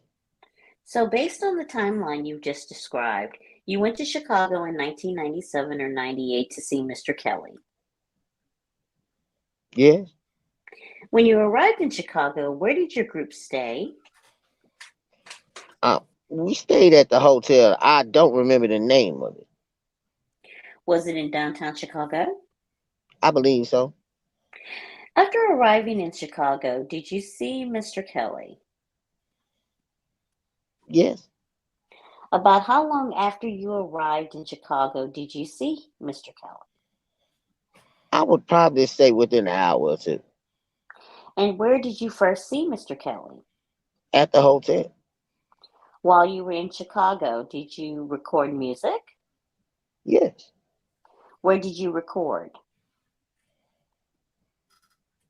And I want to say Chicago Tracks. And what is Chicago Tracks? A studio. Were you immediately signed by Mr. Kelly when you arrived in Chicago and started recording? No, we had to sing a song, and I remember him saying, "If we knock this song out, we'll be able to sign." So during the time that you were recording music at Chicago Tracks, were you staying in Chicago full time? Yeah, we started recording the album. Yeah. And during that time that you were recording at Chicago Tracks, did you see Mr. Kelly at Tracks? Yeah. How often did you see Mr. Kelly at Tracks? You can say at least out of 7 days, 5 days a week. And generally, what hours were you recording the music at Tracks? We were probably recording from if I remember from 10 o'clock to 7 o'clock in the morning, something like that. So after KOS started recording in Chicago with Mr. Kelly, did the name of your music group change? Yeah. So do you recall when the case changed? I'm sorry. Do you recall when the name changed? How long after you arrived? Uh, I don't recall. And what was the new name of your group? Talent. Why did the name change from KOS to Talent? Cause Rob came up with the name, then he wanted us to be called Talent. And did Talent release any music under the R. Kelly record label? Yeah, we released a single called Celebrity. Do you recall what year that single was released? Nah, I don't. I'd like to direct your attention to the year of 2000 or 2001. Did you meet a person named Lisa Van Allen? Yeah, Who is Lisa Van Allen? a friend. Where did you first meet Lisa? At a hotel. Do you recall where the hotel was located? About downtown. After meeting Lisa, what was your relationship with Lisa? We became friends, and then we also became a little closer. Also, And what do you mean by that? we started being having a sexual relationship.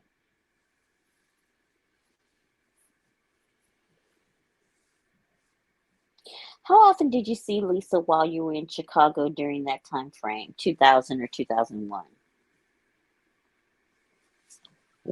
While we was at the hotel, we would probably we probably see her every day. Was Lisa staying at the hotel? Yeah,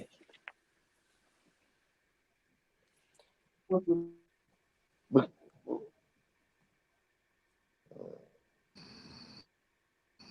Sorry, it's a mute. Was Lisa your girlfriend? no, Do you know whether Lisa had a boyfriend at the time? I don't recall. Do you know whether Lisa had a relationship with Robert Kelly? Yes, What was that relationship? Objection to the foundation, speculation, and the vagueness of that question. He can answer. Overruled. what was the question again? What was the nature of Lisa's relationship with Mr. Kelly based on the time that you spent with Lisa and Mr. Kelly during that time frame? I believe she was his friend also. Did you and Lisa keep the sexual nature of your relationship private? Yes, And Lesman why one, was that? thank you so much. You did incredible. I'm gonna sub you out, give you a little break. I'm gonna bring in Riri. Riri, can you read the government, please? I sure can. So you'll start at Number at 8. 8. Yeah. And why was that? because we didn't want nobody to know besides my group. My group knew. Yeah. After Tyler released his single Celebrity, did the group part ways with Mr. Kelly's record label? Yeah, sometime a little after. And when you left the record label, did you eventually relocate back to Kansas City? Yeah, And after you returned to Kansas City, did you keep in touch with Lisa? yeah. How often did you speak to Lisa after you returned to Kansas City? We spoke quite often. I mean, I don't remember exact. And after you moved back to Kansas City, was a videotape delivered to you? Can you ask that question again? Well, no, yes. Approximately how long had you been living in Kansas City when you received the tape? Can you ask that question again? How long? I'm sorry. Do you remember when you received the tape? What year approximately? Probably the early 2000s, something like that. I don't remember exact. So the best to your recollection is early 2000s. Did you receive the tape? Yeah, I believe so. And where was that tape delivered? To my mother's house. And at the time the tape was delivered, were you living at your mom's house? Yeah, And how was the tape delivered to your mother's house? I believe like FedEx, UPS, something like that. And the tape we were talking about, was it a VHS tape? Yeah, And who sent the tape? Who sent you the tape? Lisa, And how do you know that it was Lisa who sent the tape to your mother's house in Kansas City? because she told me she was saying it. And did Lisa contact you to confirm that you had received the tape? Yeah, And did you and Lisa have an agreement as to what you were going to do with the tape that you received? she just wanted me to hold it up for her. Just And hold it after, for her. and after receiving the tape from Lisa, did you watch the tape? Yeah, And how soon after you received the tape did you watch it? right away. And what equipment did you use to watch the tape? VCR. And can you please describe what was on the tape that you watched after receiving it from Lisa? It was Lisa, Rob, and another girl having sex. Did you recognize the other girl on the tape? Nah, Did you know the age of the other girl on the tape? nah. And when you watched the tape, how old did the girl look to you?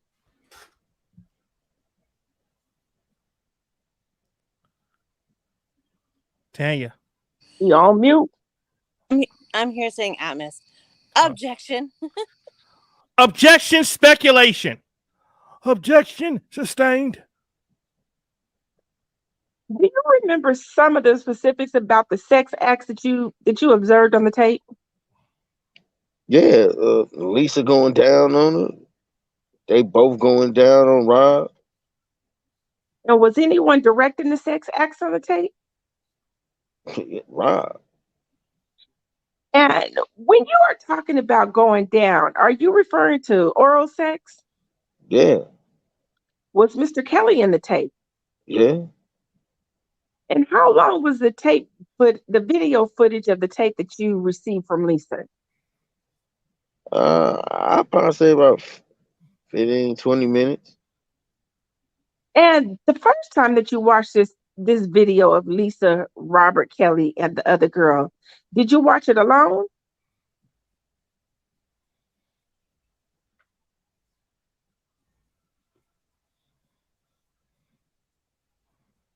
Johan. Yeah, And after you watched the tape, did you show it to anyone else? yeah. And about how many people did you show this tape to? I'll probably say about 4 or 5. And do you recall the people that you showed the tape to after receiving it? Yeah. And who were those people? Ernest Dixon, Marlon Hatcher, uh, Nicole Anderson, and I probably think Charles, Chuck Freeman. Now, the first two names that you mentioned were Ernest Dixon and Marlon Hatcher. Who are they? Members of the group. And are you referring to the group Hope? Excuse me. And are you referring to the group Talent? Yeah, And did you show those individuals the tape individually? yeah, I believe so. Why did you show other people this tape of Lisa, Robert Kelly, and the girl having sex? I just was excited to have the tape at the time Wow. And why is that? because it was Lisa on there for one, and also, it was Robert Kelly. And what, if anything, were you planning to do with the tape that you received from Lisa? Nothing at all. Did you consider selling the tape? No. Did Lisa tell you why she sent you the tape? Yeah, she just wanted me to hold it for And and other than holding on to the tape for her, did Lisa give you any other instructions as to what to do with the tape? her. No. Did Lisa give you permission to show those to other people? The tape of her, Robert, and the other girl having sex. No. Now, earlier you stated that the tapes were delivered to your mother's house via FedEx or UPS or some other carrier service, correct? Yeah. And was the videotape that you just described the only item in the package you received? Nah. What else was in the package? A chain. Can you describe the chain? Yeah, like a cross, a diamond cross. And what and was that diamond cross chain from Lisa as well? Yeah. And what did you do with the diamond cross necklace that you received from Lisa? I just kept it. I was surprised to return, I was supposed to return it to her, whenever we seen each other. And did you return it to her? Nah. What happened to the necklace? I ended up taking it. I have a friend of mine. Take it to the pawn shop, and after I had it for a while, I guess she needed money. And she wanted me to see if I could get it pawned. And I went, and we went to the pawn shop, and they took it. So let me break that down a little bit. You said she wanted you to pawn it. Who are you talking about? Lisa. All right, let's take a little 5-minute break. We've been reading for an hour and 50 minutes. Let's take a little break for about 5 minutes. We're going to come right back and knock this thing out. Great job, y'all. Thank y'all. Go ahead and take a break, get some water, grab something. We'll be right back.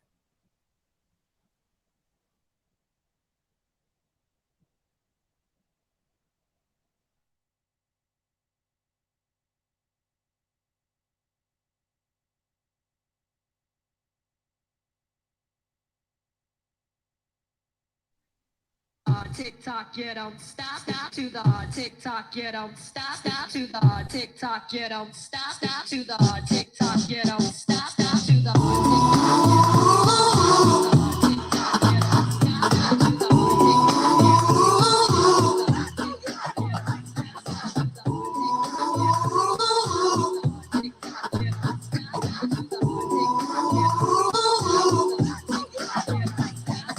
Come inside, take off your coat, I'll make you feel at home. Now let's pour a glass of wine, cause now we're all alone. I've been waiting all night, so just let me hold you close to me. Cause I've been dying for you, girl, to make love to me. Girl, you make me feel real good. We can do it till we both wake up.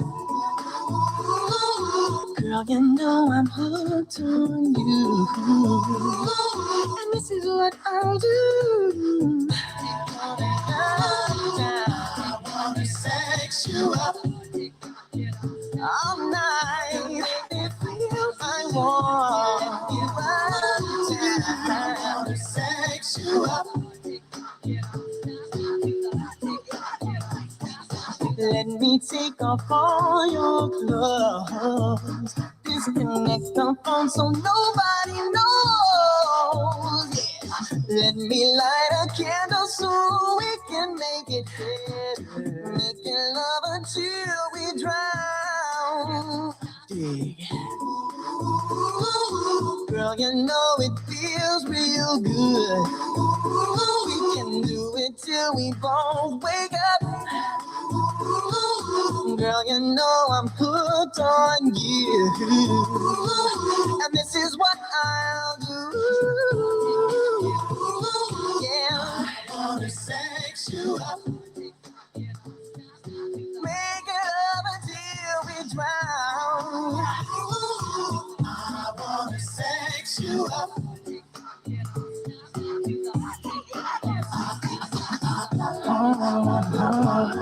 Just make me feel so good. Just wanna look at you. Just lay back, enjoy the ride. Yeah. All I wanna do is I wanna sex you up all night. Make me feel I want you I wanna sex you up. Makes me love me all alone. I wanna sex you up. I feel so right, it can't be wrong. Don't be shy, girl, get with me. I wanna sex you up. Open up your heart and I'll set you free. I wanna take you in all the right places, baby. I wanna make love to you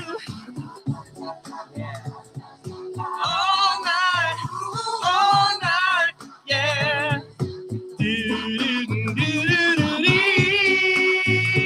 Yeah. Y'all know nothing about that right there. Y'all don't know nothing about that right there.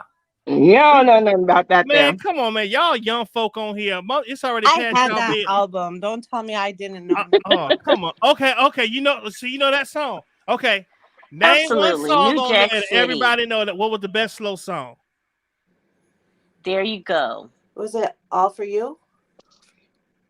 You talking about as we stroll Yeah. along? Hold up, was that them? No. Someone Love. Was that that's All For One? Summer Love? No, it was Not All All For For One. One. Yeah, I think they sang I Swear. I swear. No. Who sang No, that? they didn't sing. No, they didn't That was sing. I swear. Who that sang was a it? boy band, different boy band. Oh, okay. All right. Anyway, let's move on. Weren't they on the new? Wasn't that on the New Jack City soundtrack? I think so. Yeah. Yeah. Wasn't I Want to Sex You Up color? Color No. Me Color Me Bad. Bad. Color Yeah, Me Color Bad. Me bad. there you Color go. Me bad. Yeah. Yep, you got it.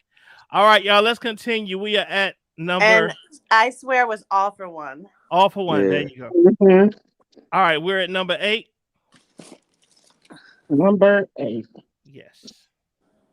And how was that communicated to you? Let me say that again. How did you know that Lisa wanted you to take it to the pawn shop? Oh, well, she told me she needed some money, and she wanted me to get the chain. You know, she wanted me to sell the chain. I didn't want. You know, well, I didn't want to sell the chain because I liked it. You know, and it was worth a lot of money, whatever. You know, whatever. But and I knew the pawn shop wasn't gonna give her a lot of money for it. And she asked me to go ahead and get it sold, so I did that. I gave it to the guy. He told me he think he can get me able, be able to get a certain amount, some amount of money for it, and I gave it to him and go, I go in there and with it, and I ended up taking the chance. Okay, and who do you know who the necklace belonged to? Yeah, And who did it belong to? Robert Kelly. And how did you know that? She told me. Are we talking about Lisa? Yeah, And you stated that they took the chain. Please be more specific about what happened to that chain. a detective came in and they said the chain was stolen. I guess I just walked out, and once they came in, I left immediately. And the police took the chain? Yes, You never got any money for that chain? nah, Okay. Now, going back to the tape that Lisa sent, after you received that tape from Lisa, where did you store the tape? at my mom's house. And after you first received the tape from Lisa, did you make any copies of it? Yeah, About how long did you have the tape when you made a copy of the tape? a long time, like probably years. Okay. So you didn't make a copy after you first received it? Correct. Okay. And I'm going to ask you some questions about the copy that was made of the tape. But before I do, I want to ask you some questions about your testimony here today. Okay. Are you testifying here today under a grant of immunity? Yeah. And in your words, what does that mean? Meaning that I just be honest. Also tell the truth about what I said at the grand jury hearing, and if I don't, if I don't do that, I'm also could be prosecuted. So if you don't tell the truth, what could you be prosecuted for? Not telling the truth. Earlier, you testified that you had a conversation with Lisa about the tape and that you had shown the tapes to others in Kansas City area. I'd like to direct your attention to the year 2007. Did you still have the tape from Lisa in your possession? In 2007, I believe so. Yeah, And in 2007, did you receive a phone call about the tape? yeah, And were you surprised to receive a phone call about the tape in 2007? yeah, And after getting that phone call, did you call Lisa? yeah, And during your phone conversation with Lisa, did you talk about the tape with her? yeah. What was discussed during that phone call with Lisa in 2007? I told her that Derek called me, and he said he knew that I had the tape, and I wanted to know. Uh,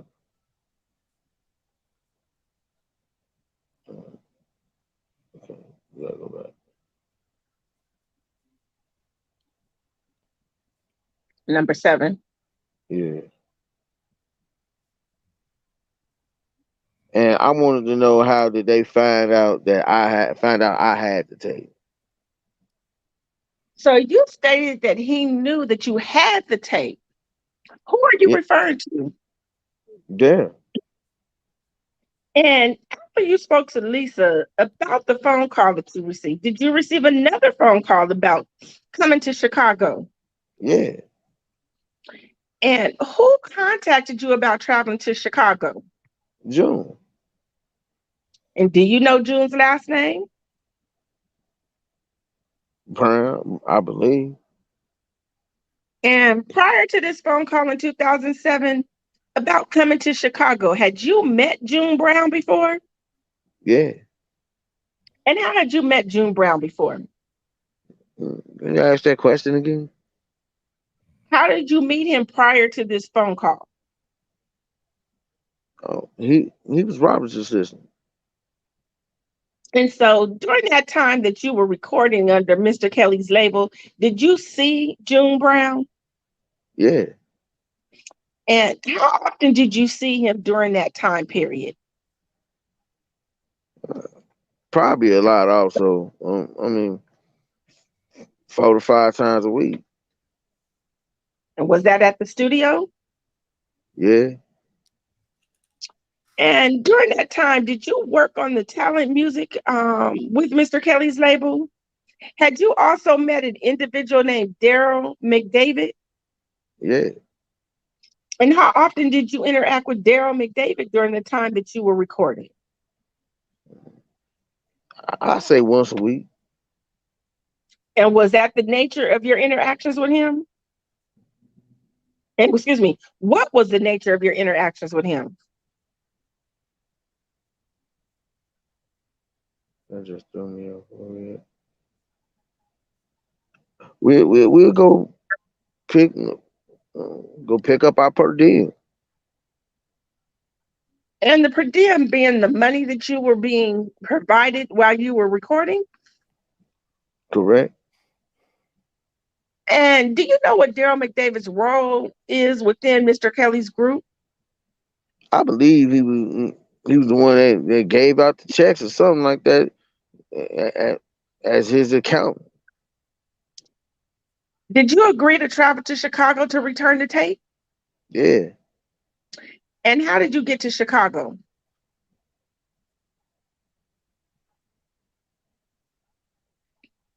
Uh, through from a plane. They flew me out.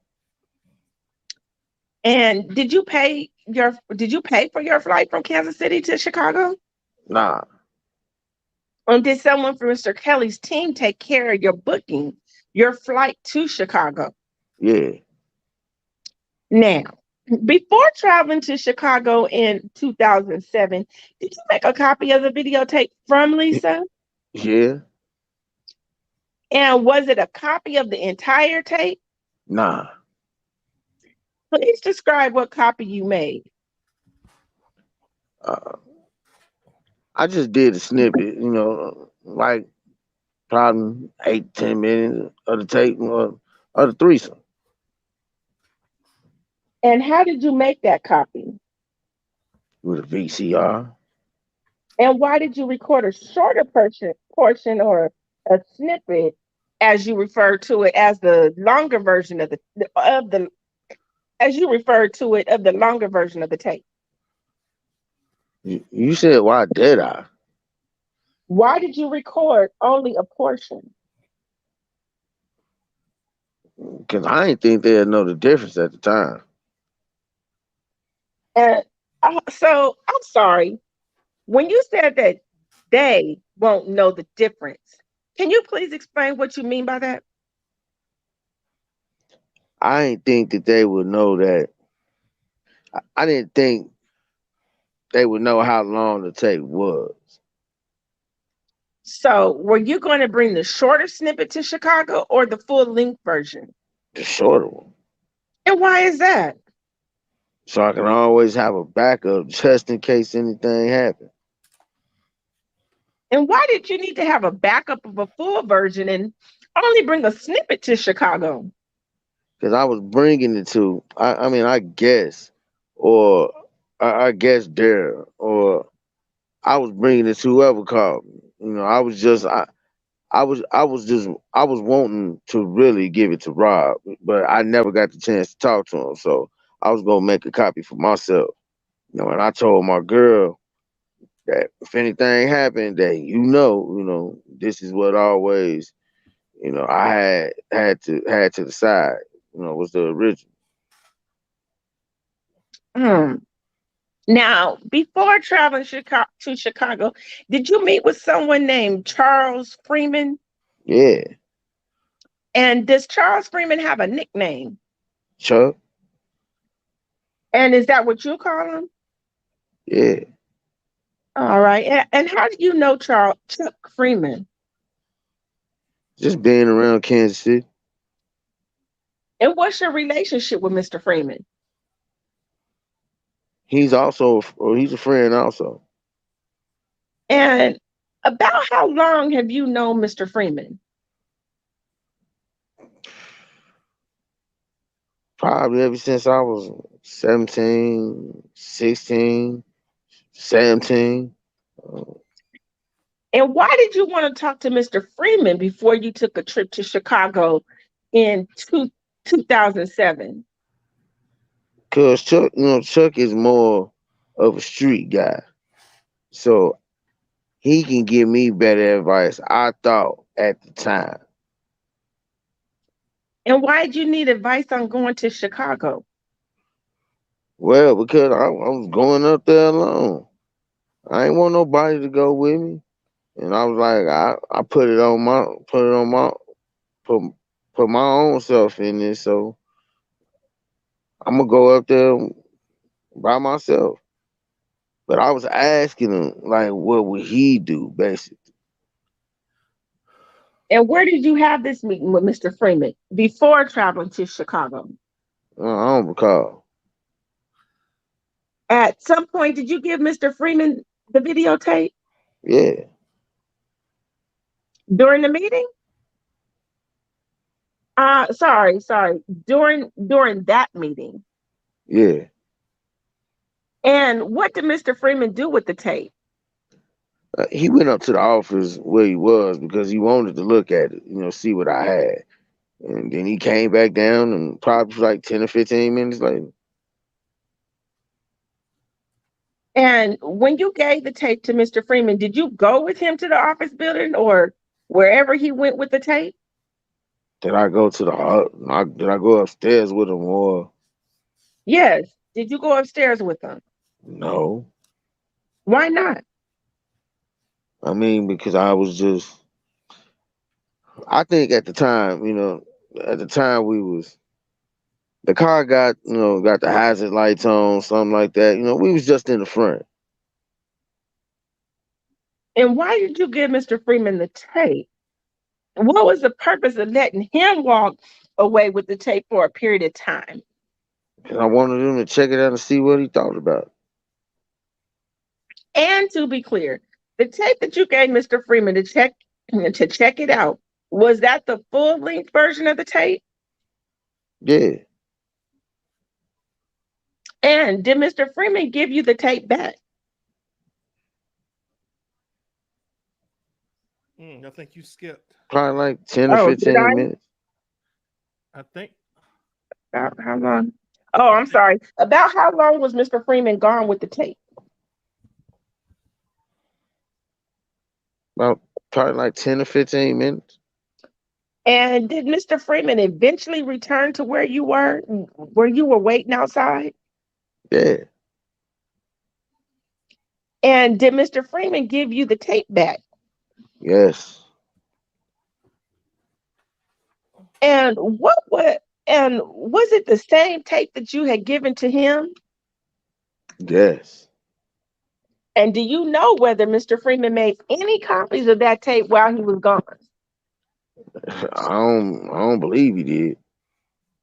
And after Mr. Freeman gave you back the full length version of the tape, did you do with the tape? What did you do with the tape before you left for Chicago? Ask that question again. Sure. After Mr. Freeman returned that full length version of the tape back to you, what did you do with that tape before you left for Chicago? I took it back to my house. So,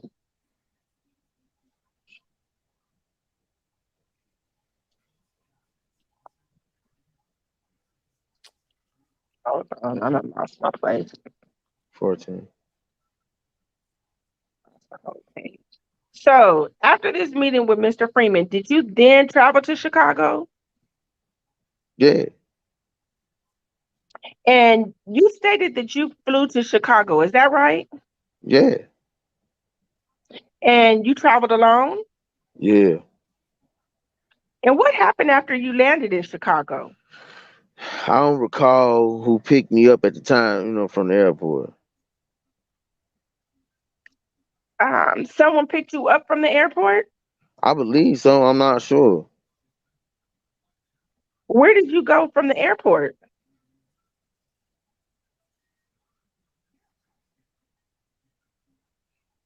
I went to a hotel. And where was that located? I believe it was downtown.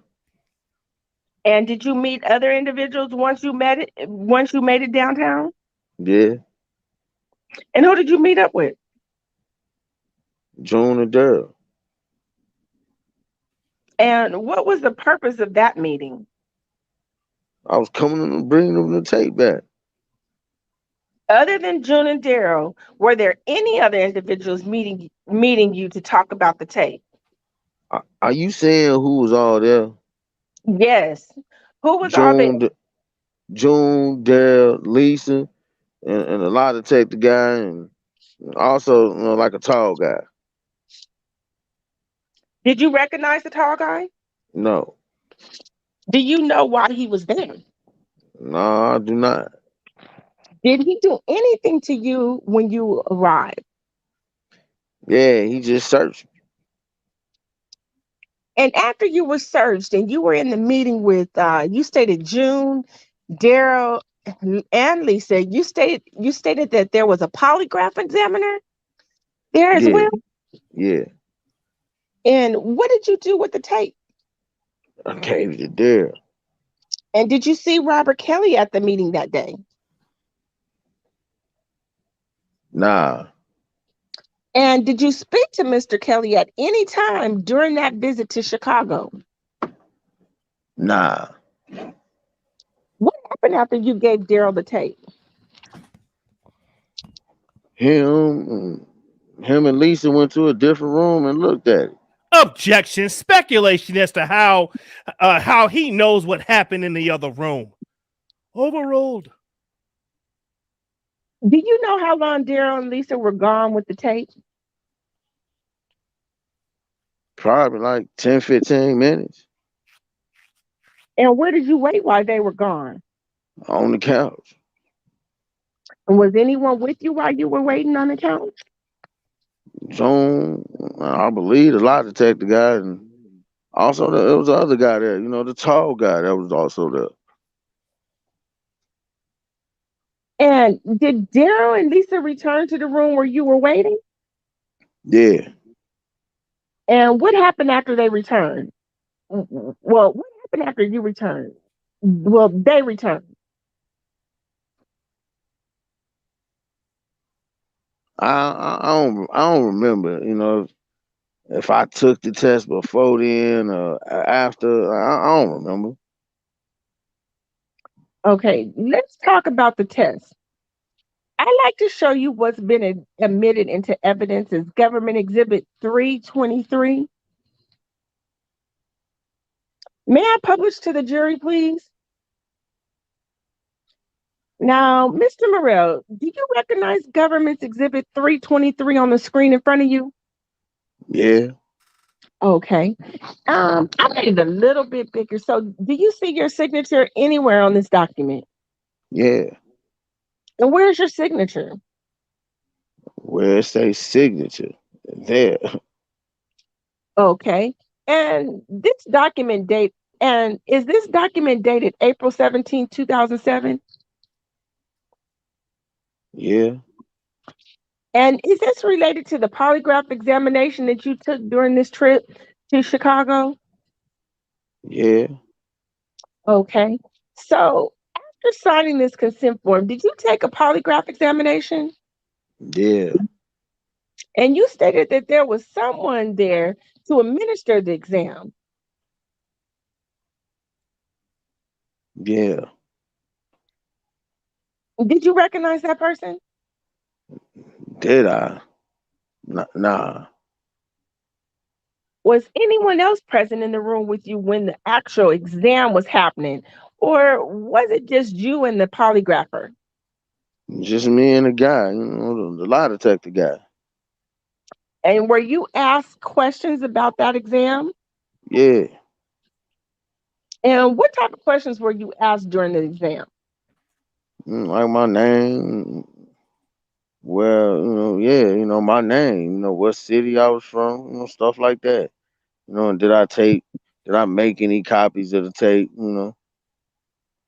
And when the examiner asked you about whether you made any copies of tape, what did you say? I said no.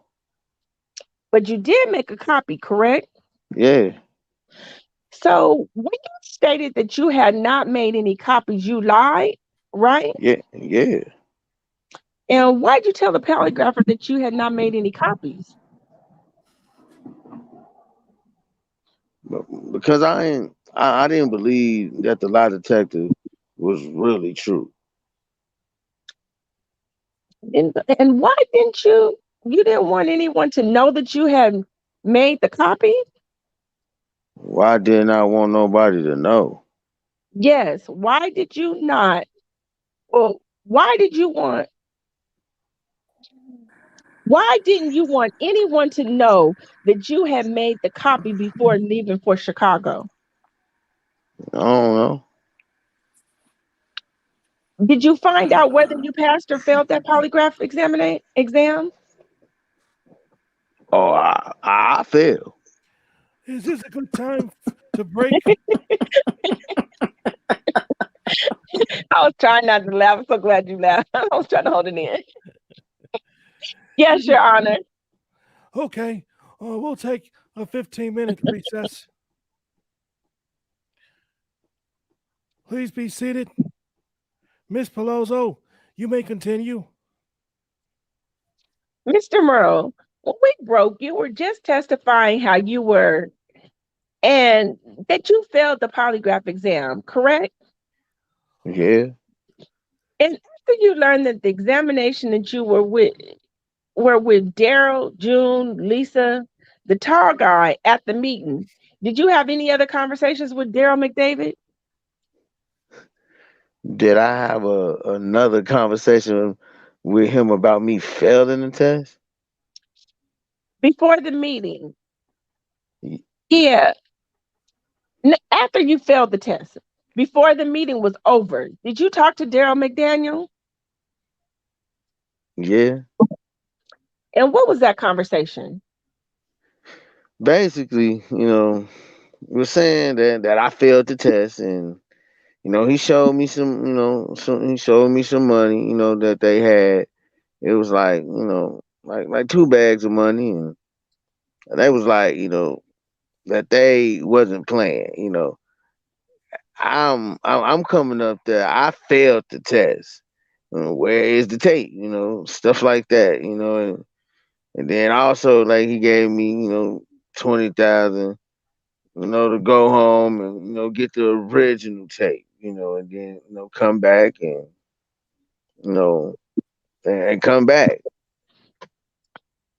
So you stated that Daryl McDavid had cash with him at this meeting. I mean, yeah, And what is your understanding prior to arriving to this meeting that you were going to get paid, that you were going to be paid? yeah. And what was that based on? If I give him the tape back, But who told you prior to the meeting that you would be paid for returning the tape? Dale or June, one of them. I don't know.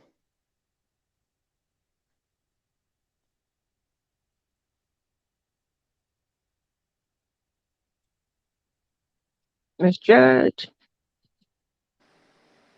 Objection. Am I misjudged? Yeah. Okay. Mr. Brinley. Objection. Objection.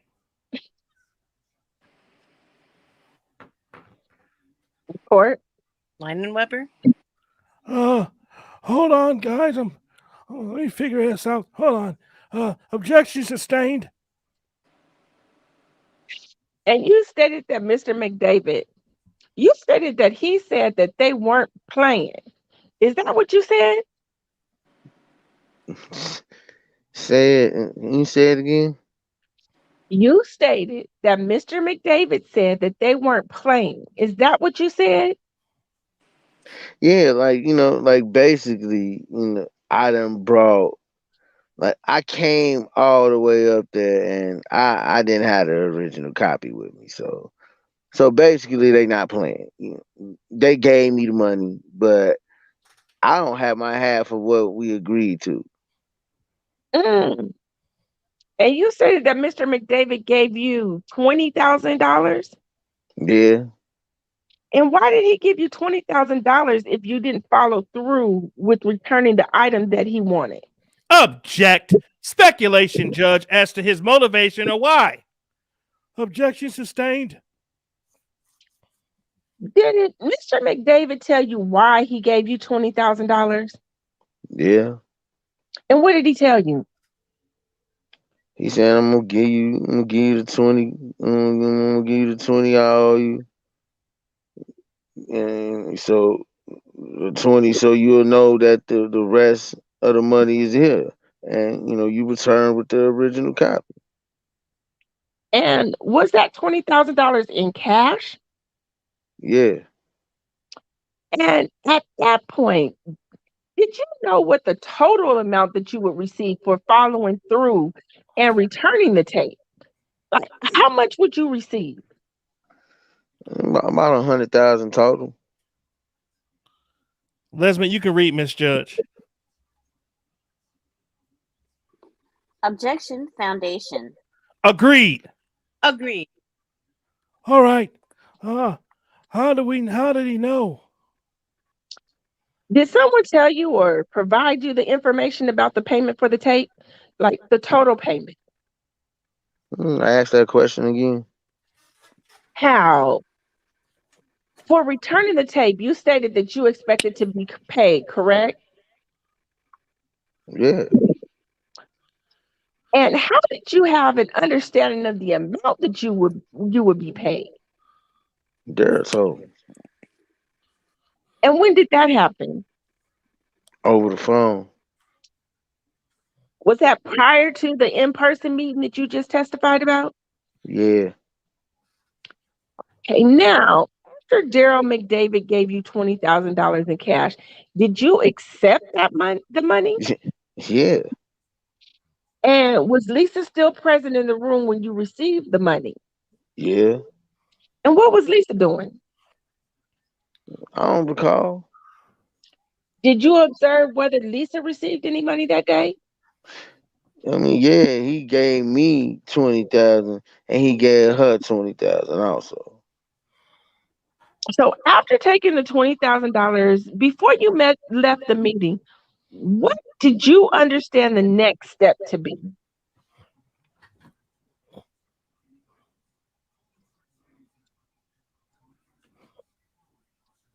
I mean, for me, for me to go home, get the original copy, and bring it back.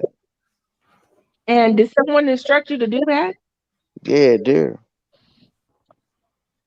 At the time that you received the $20,000 in cash, was June Brown in the room? Yeah, Did you take the $20,000 back to Kansas City with you? yeah. And what did you do with the cash?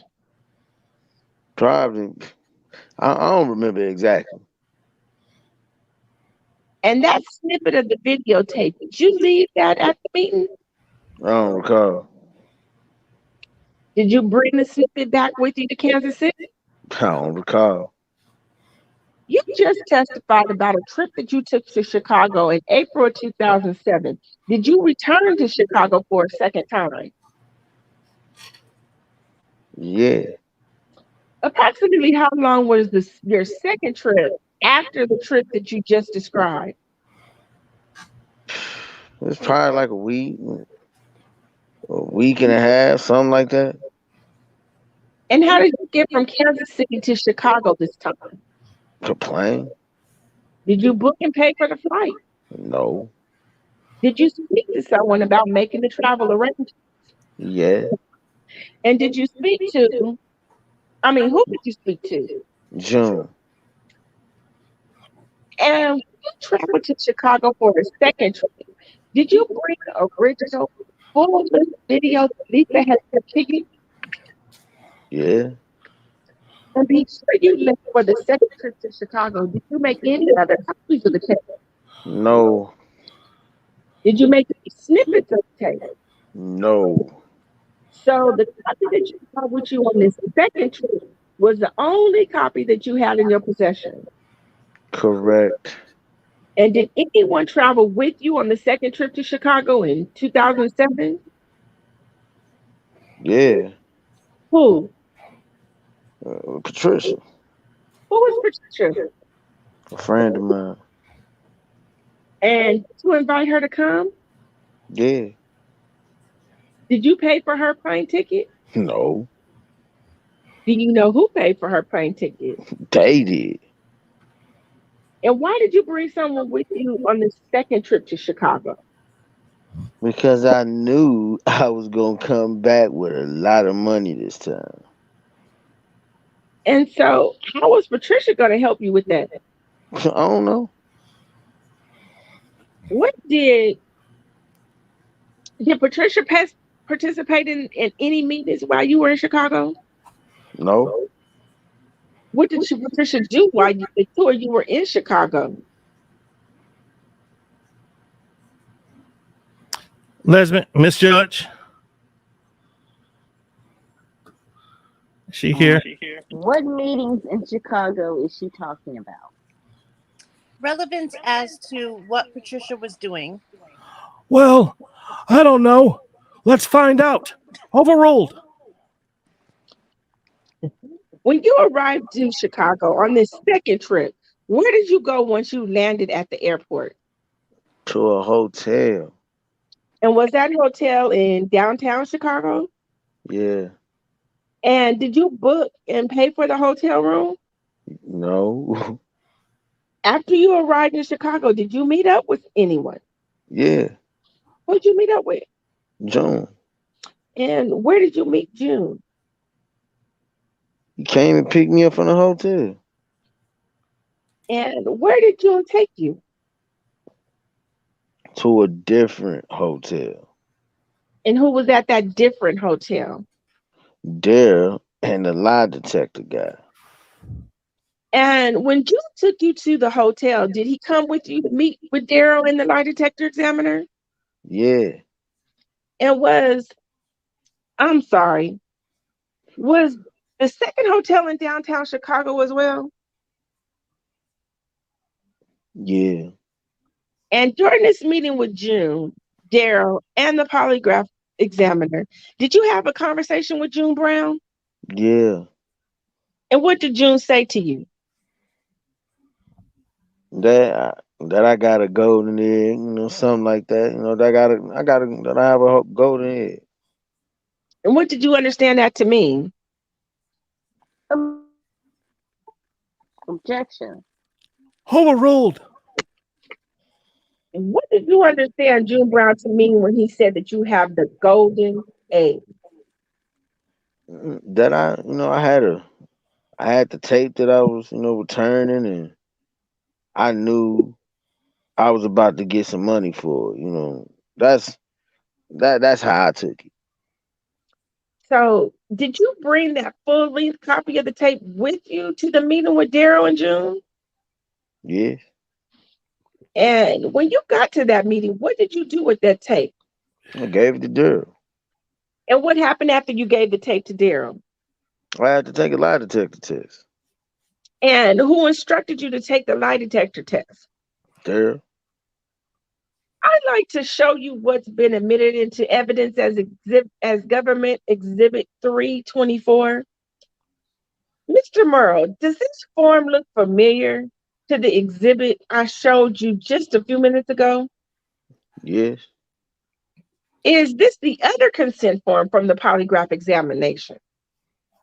yes, And do you see your signature on this document? yes, And when you took the polygraph examination, was it yourself and the polygrapher alone in the room during the examination itself? yes. And what topics was covered during the polygraph examination when you were being questioned?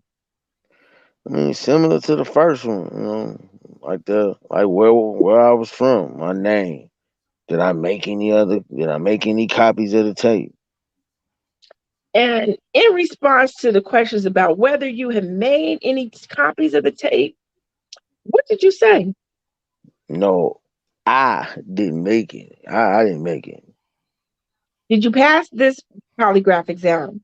Yeah, And after you passed the polygraph examination, did you talk to Daryl McDavid? yeah. And what happened during that conversation? He told me thank you, and I always wanted to know who told him that I had the tape. And he told me Lisa. Then, he shook my hand and gave me a hug, and then, he gave me the money. Oh, gave me the money also. You stated that he gave you the money. How much money did you receive from Daryl McDavid after returning the tape to him? 80,000. Was that in cash? Yeah. And how was the cash stored when it was provided to you? I believe he was in the bag. And after receiving the cash, did you leave the meeting? Yeah. How did you return to Kansas City? I did return to Kansas City, yeah. And how did you get back to Kansas City? I mean, they gave me a car. We drove back, in a BMW. You said we drove. Who are you referring to? Me and Patricia. And who was driving? I didn't know the guy. I didn't know the guy. So how did you know that was a vehicle that you were to use to get back to Kansas City? Because it was like a car service or something. They provided it for me. And when you say they, who are you referring to? Dare, June, they provided it for me. And were you expecting to take the car back to Kansas City after the meeting? I don't know. I wasn't expecting really. I don't know if it was, if I was going to fly back or. And do you know why a car service was provided to you? Objection. Speculation. If he knows. Do you know why a car service was provided to you? I mean, now that I'm older, of course, because I probably had so much money. Objection! Objection, Judge! Okay. It's speculation. Sustained. And when you returned to Kansas City with the $80,000 from Daryl McDavid, what did you do with all that cash, if you remember? I don't remember. Good answer. So, in total, how much did you receive from Daryl from returning the videotape that Lisa had sent you? 100,000. Okay. And other than the videotape that you had just testified about involving Lisa, Robert, and the girl, have you seen any other videos that depicted Robert having sex with girls? Yeah. And when was that? Like, when did you see any other video? Another video? They had one. Like they was selling. They was selling everywhere, everywhere on the streets. I saw that one. I seen one on the internet before. I also seen one that Chuck had also. Now, you stated that Chuck, you're referring to Chuck Freeman? Yeah. He showed you a video? Yeah.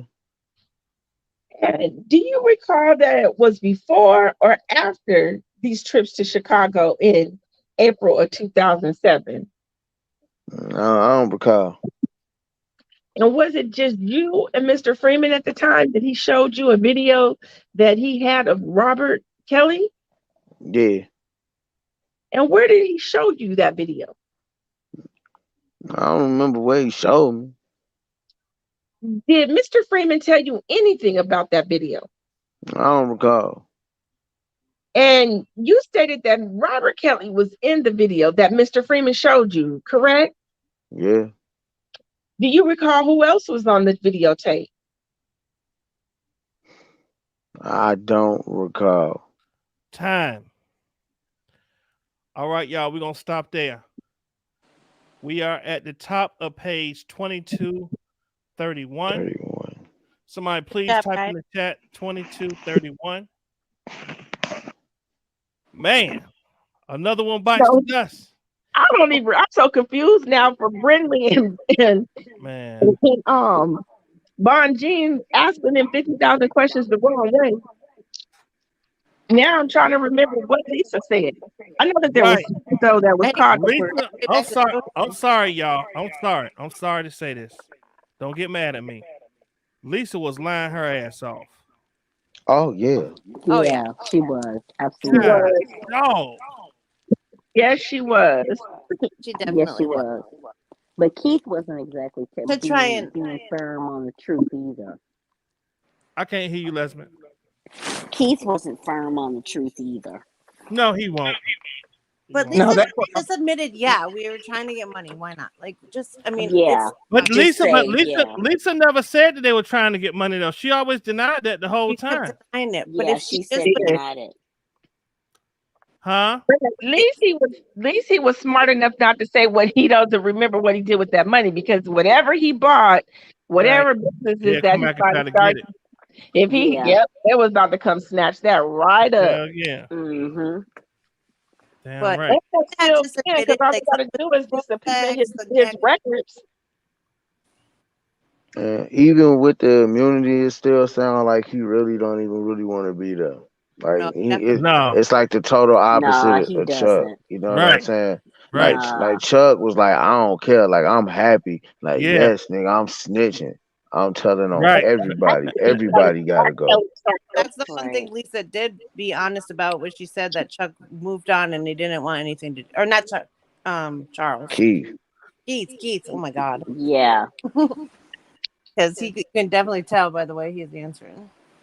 Mm-hmm. Yeah, there's some He wants- nefarious stuff going on there. They still have some things that they haven't told. Yeah. I'm surprised that they weren't prepped better. Like the prosecution should have known the answers, because that's the prosecution testifying. Right. Question. Right. Yeah. It shouldn't be like that. And I'm surprised that Lisa and Keith Murrell didn't have a better cover-up story for each other, especially since they used to deal with each other sexually. Yeah. You would think they Right. would have been like, look, hey, Right. look, go get this money. If they ask you anything on the stand, just say, you know what I'm saying? That wasn't our The goal to get the same money. thing. I Yeah. feel like Right. Happened so long ago that they probably forgot what lies that they came up with. You know, when you lying, you're gonna forget what you said. If you tell them the truth, you're gonna remember what happened. Well, Right. in Absolutely. most cases, that was so doggone long ago, you might not. I But wonder if Keith is so mad at Lisa for even bringing into any of this. Thank you, Miss Sydney. Thank you very much. Miss Sydney said, "This is a pretty freaking awesome community. Keep the truth coming out loud." Thank you so much. We Thank appreciate you. you. thank you. Yeah, y'all. Listen, man. Try. Y'all, man. Listen. Thank I you. don't think y'all understand that what we're doing right now is the start of something huge. Y'all coming on here and taking time out of your homes, I really do appreciate it. I try to pay y'all a little something when y'all come on here. You know what I'm saying? It's not much because I don't really make much doing this, but I try to, what out of what I do make, I try to throw y'all a little something. You know what I'm saying? So I know it's not much, but I do appreciate y'all's time, y'all's energy, and away from your families. I do appreciate it. I appreciate I you just too. That's payment enough. Your thank you. For Right. real. absolutely. I really enjoy discussing it with you guys and learning the truth and hearing it out loud than just reading it, because I can just read, but it's Right. not the same. It's not the same. It's not. Yeah, it's It's not the not the same as same. an And getting interaction with everybody's other people. perspective is so helpful It is. because it's a It real lot is. of information. Right. Yeah. If I do want to give people the opportunity, because we are coming into next week where it is going to be where it's going to be, you know, we're The going to be defense. hearing from it's about to close out. So if anyone wants a copy of these scripts, you are more than welcome to, let me just put it right here. Subscribe to the channel, hit the like button, and share the video. If you would like to contribute to the channel or get a copy of the transcripts, you can donate to $ this blessed house, or you can Zelle 404-820-2068. Be sure to include your email address, and if it's for me, please put for you. And that's old, so we don't know how much we are from next week, but that's okay. Obviously, I haven't updated this thing in a minute. However, if you want to be a blessing to the readers, King Johan, Cash App is $ King Johan. Riri's is $ Heal Cherie. Shay's not here, haven't seen her. $ Hotmail 78 is for Me, Tanya. Tanya. Yes, I said your name right. Look at you that. did. Wait, Tanya or Tanya? You know what? I'm trying to say it right. She made me feel bad earlier. She said you got her name right. No, I like how Atmos says Tanya. I like it. But your real name is Tanya? My government name is Tanya. But Okay, her but we Atmos gonna call name you is Tanya Candy. on here. But in the Thank you, South, Tony, for that blessing. I appreciate it. Thank you.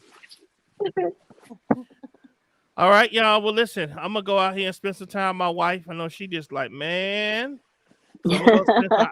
I did does take she her to. listen, Atmos? Does she listen? Is she? I always wondered that. She been knowing R. Kelly was guilty. She was like, baby, before you even cover this, he guilty as I don't know what. Any Well, woman that with common sense obviously know she's he a is. smart woman, Oh, she's very smart. but does she listen to the lives, or does she get involved at she really not one that likes to listen to talk radio or anything like that. all? Yeah. So she looks at it, but there is some when she hears me live, she's like, man, you be in there getting it in, don't you? I be like, yeah, baby. Like Well, she's still her there. for letting you to us to bring this all out. Yeah, I So appreciate tell her that. thank you. And I will. Atmos, I must say that a while back, I found your wife's YouTube channel, and she is so talented. The gift that God has given her Thank you. is just astounding. Just Yes. the both of you are just so blessed. Thank you so much. Shout Sister. I out appreciate it. here too, so people will go and check her out. I mean, yeah. Lady K. That matter of fact, it's she has a website, Lady K .com. And what I'll do tomorrow, I actually play some of my music during my church service. So tomorrow morning, for any of y'all out there that believe in God, that believe in Jesus, and believe in it, y'all just want to have a place where y'all can just come to come. You know what I'm saying? Um, you all transcribed. Yeah, we did the first trial too, Miss Sydney. Yeah, we did. Yeah, we We did. did do that one. I have a playlist on my page where you can go back and listen to the ones we did from the New York trial, and then we have this one right here for Chicago.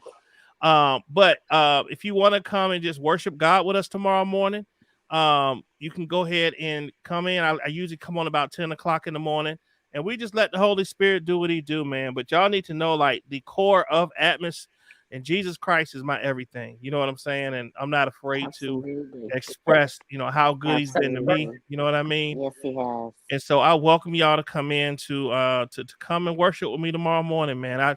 No matter what I do throughout the week, no matter how tired I am, I get up and I make sure that I allow him to use me, for his service. So, Oh, but yeah. listen, man, y'all are awesome. Thank y'all for coming in. Thank you. I'll be on tomorrow. Then we're gonna come on, and if y'all can come on tomorrow, I know a lot of us are off on Monday. You know what I'm saying? So we'll figure out tomorrow. Maybe I'm thinking let y'all just have a whole day, and then maybe tomorrow night at about maybe 8 or 9, maybe we'll come on and read for a little bit, knock this out. We're only like 50 pages away from closing this day out.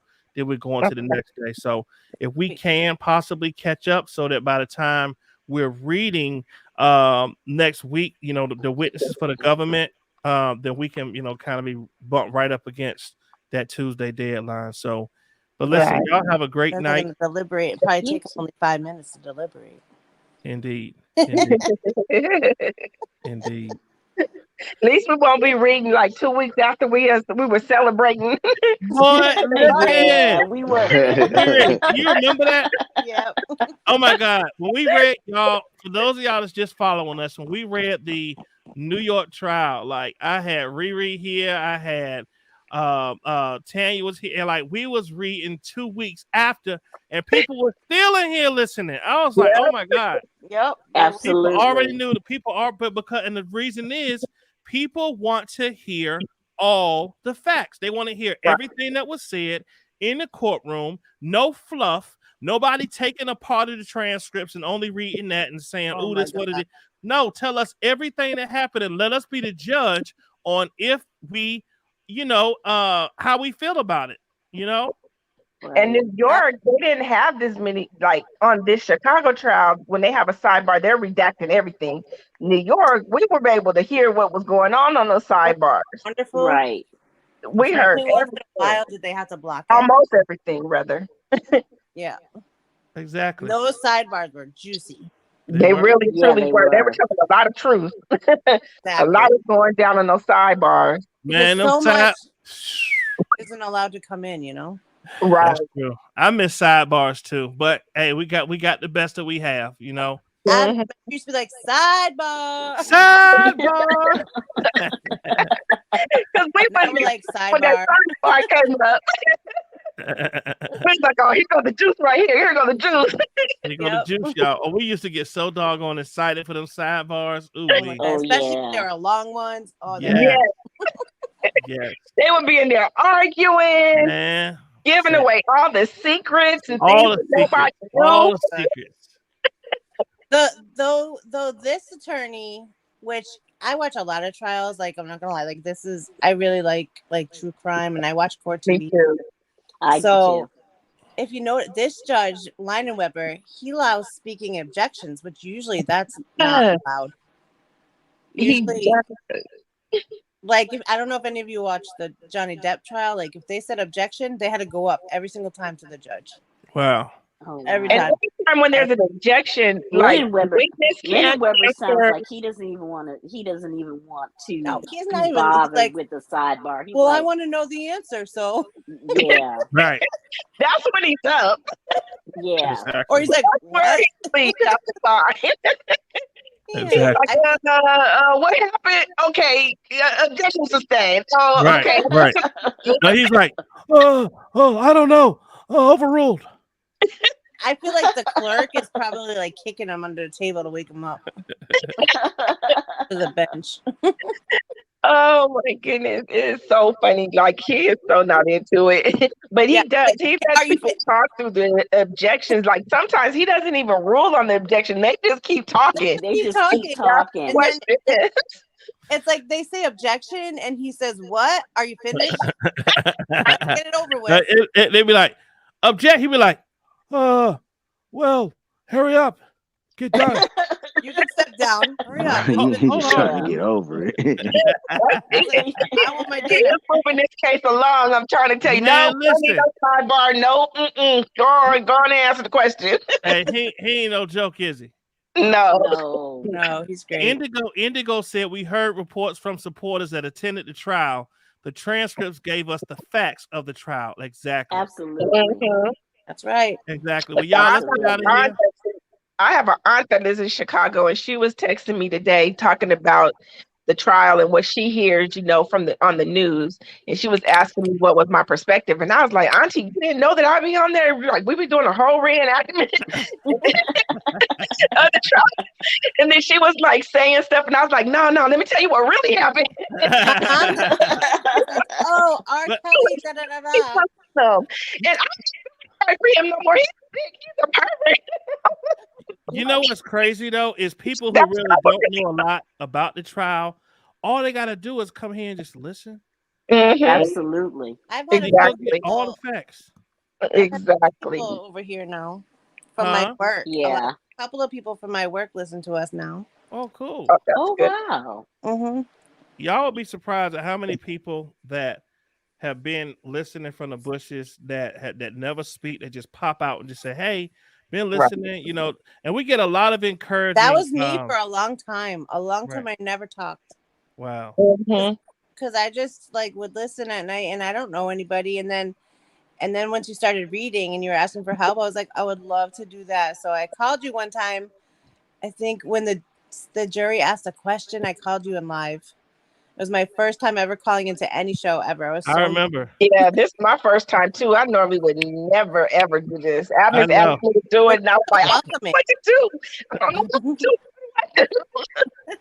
That's awesome. And I've never done this before. I think flawless for coming on here tonight and filling in, man. I appreciate her so much. That's my little niece. Oh, absolutely. Yep. Absolutely. Y'all, she actually has a Instagram and a YouTube channel. She just started. So I don't know if she's still in here or not, but yeah, put Flawless, it in there chat. she go. Flawless, put your link in the chat. Put the link in the chat. T-shirt, y'all. She does all kind of stuff, and she has a Very channel talented. herself. I think it's I don't know. I think it's Flawless something tees. Put it in the chat for me, Flawless, so people can go and support you. But y'all listen, what's up, Shay? Shay said, "I'm in the bushes. I'll be back soon." Okay. Yay. Okay. Hey, Shay. We miss you, Shay. Definitely. Right. Well, y'all listen, man. Y'all are awesome, man. I can't tell y'all how much I appreciate y'all. And we're gonna get back at it tomorrow, man. Y'all get some rest. Flawless, put your link in the chat. People will see it when they come back and when they watch the replay. Okay. And but man, listen. Atmos, you and Johan, you killed it. I got so tickled. I got so tickled at one point. Johan is a breath of fresh air, man. I appreciate that, brother. Up on my mute. Oh man, I appreciate it, man. I'll just tell you, I'll be bouncing off you, bro. Hey, y'all, here's Flawless. Here it is right here. On Instagram, it's Beautiful Print Tees 17, and it's DNK Fashion Prints on YouTube. So y'all go there and subscribe to her. She actually, I think she's sending you something actually. But she sent me a t-shirt and I love it. It's great quality. She did a great job. But y'all, let's support each other, man. I always love to support businesses. I don't care what color you are, white, black, Puerto Rican, Asian. If you support this channel, I want to support you too. So y'all go ahead and support that sister. She is out here and making things happen, man. Making things happen. And we are so proud of her. Yes, I am. Absolutely. All right, y'all. I'm getting out of here. I love y'all. Y'all have a blessed night. And I will see y'all tomorrow. See you tomorrow. Bye. Tomorrow. Okay, thank you. Bye. Okay, bye. Bye-bye. Oh, oh, oh, oh, oh, oh, no. I don't need negative energy, wrap me in positive synergy. I have been doubted through life, been there and done that with trifling people who told me my style will not work. I told them they wrong, been struggling too long. This song is for you, I'm proving you wrong. Get out my way, get out my way, get out my way. Get out my way. I'm a genuine person. Like if I love you, I love you. If I don't mess with you, I don't mess with you. It's as simple as that.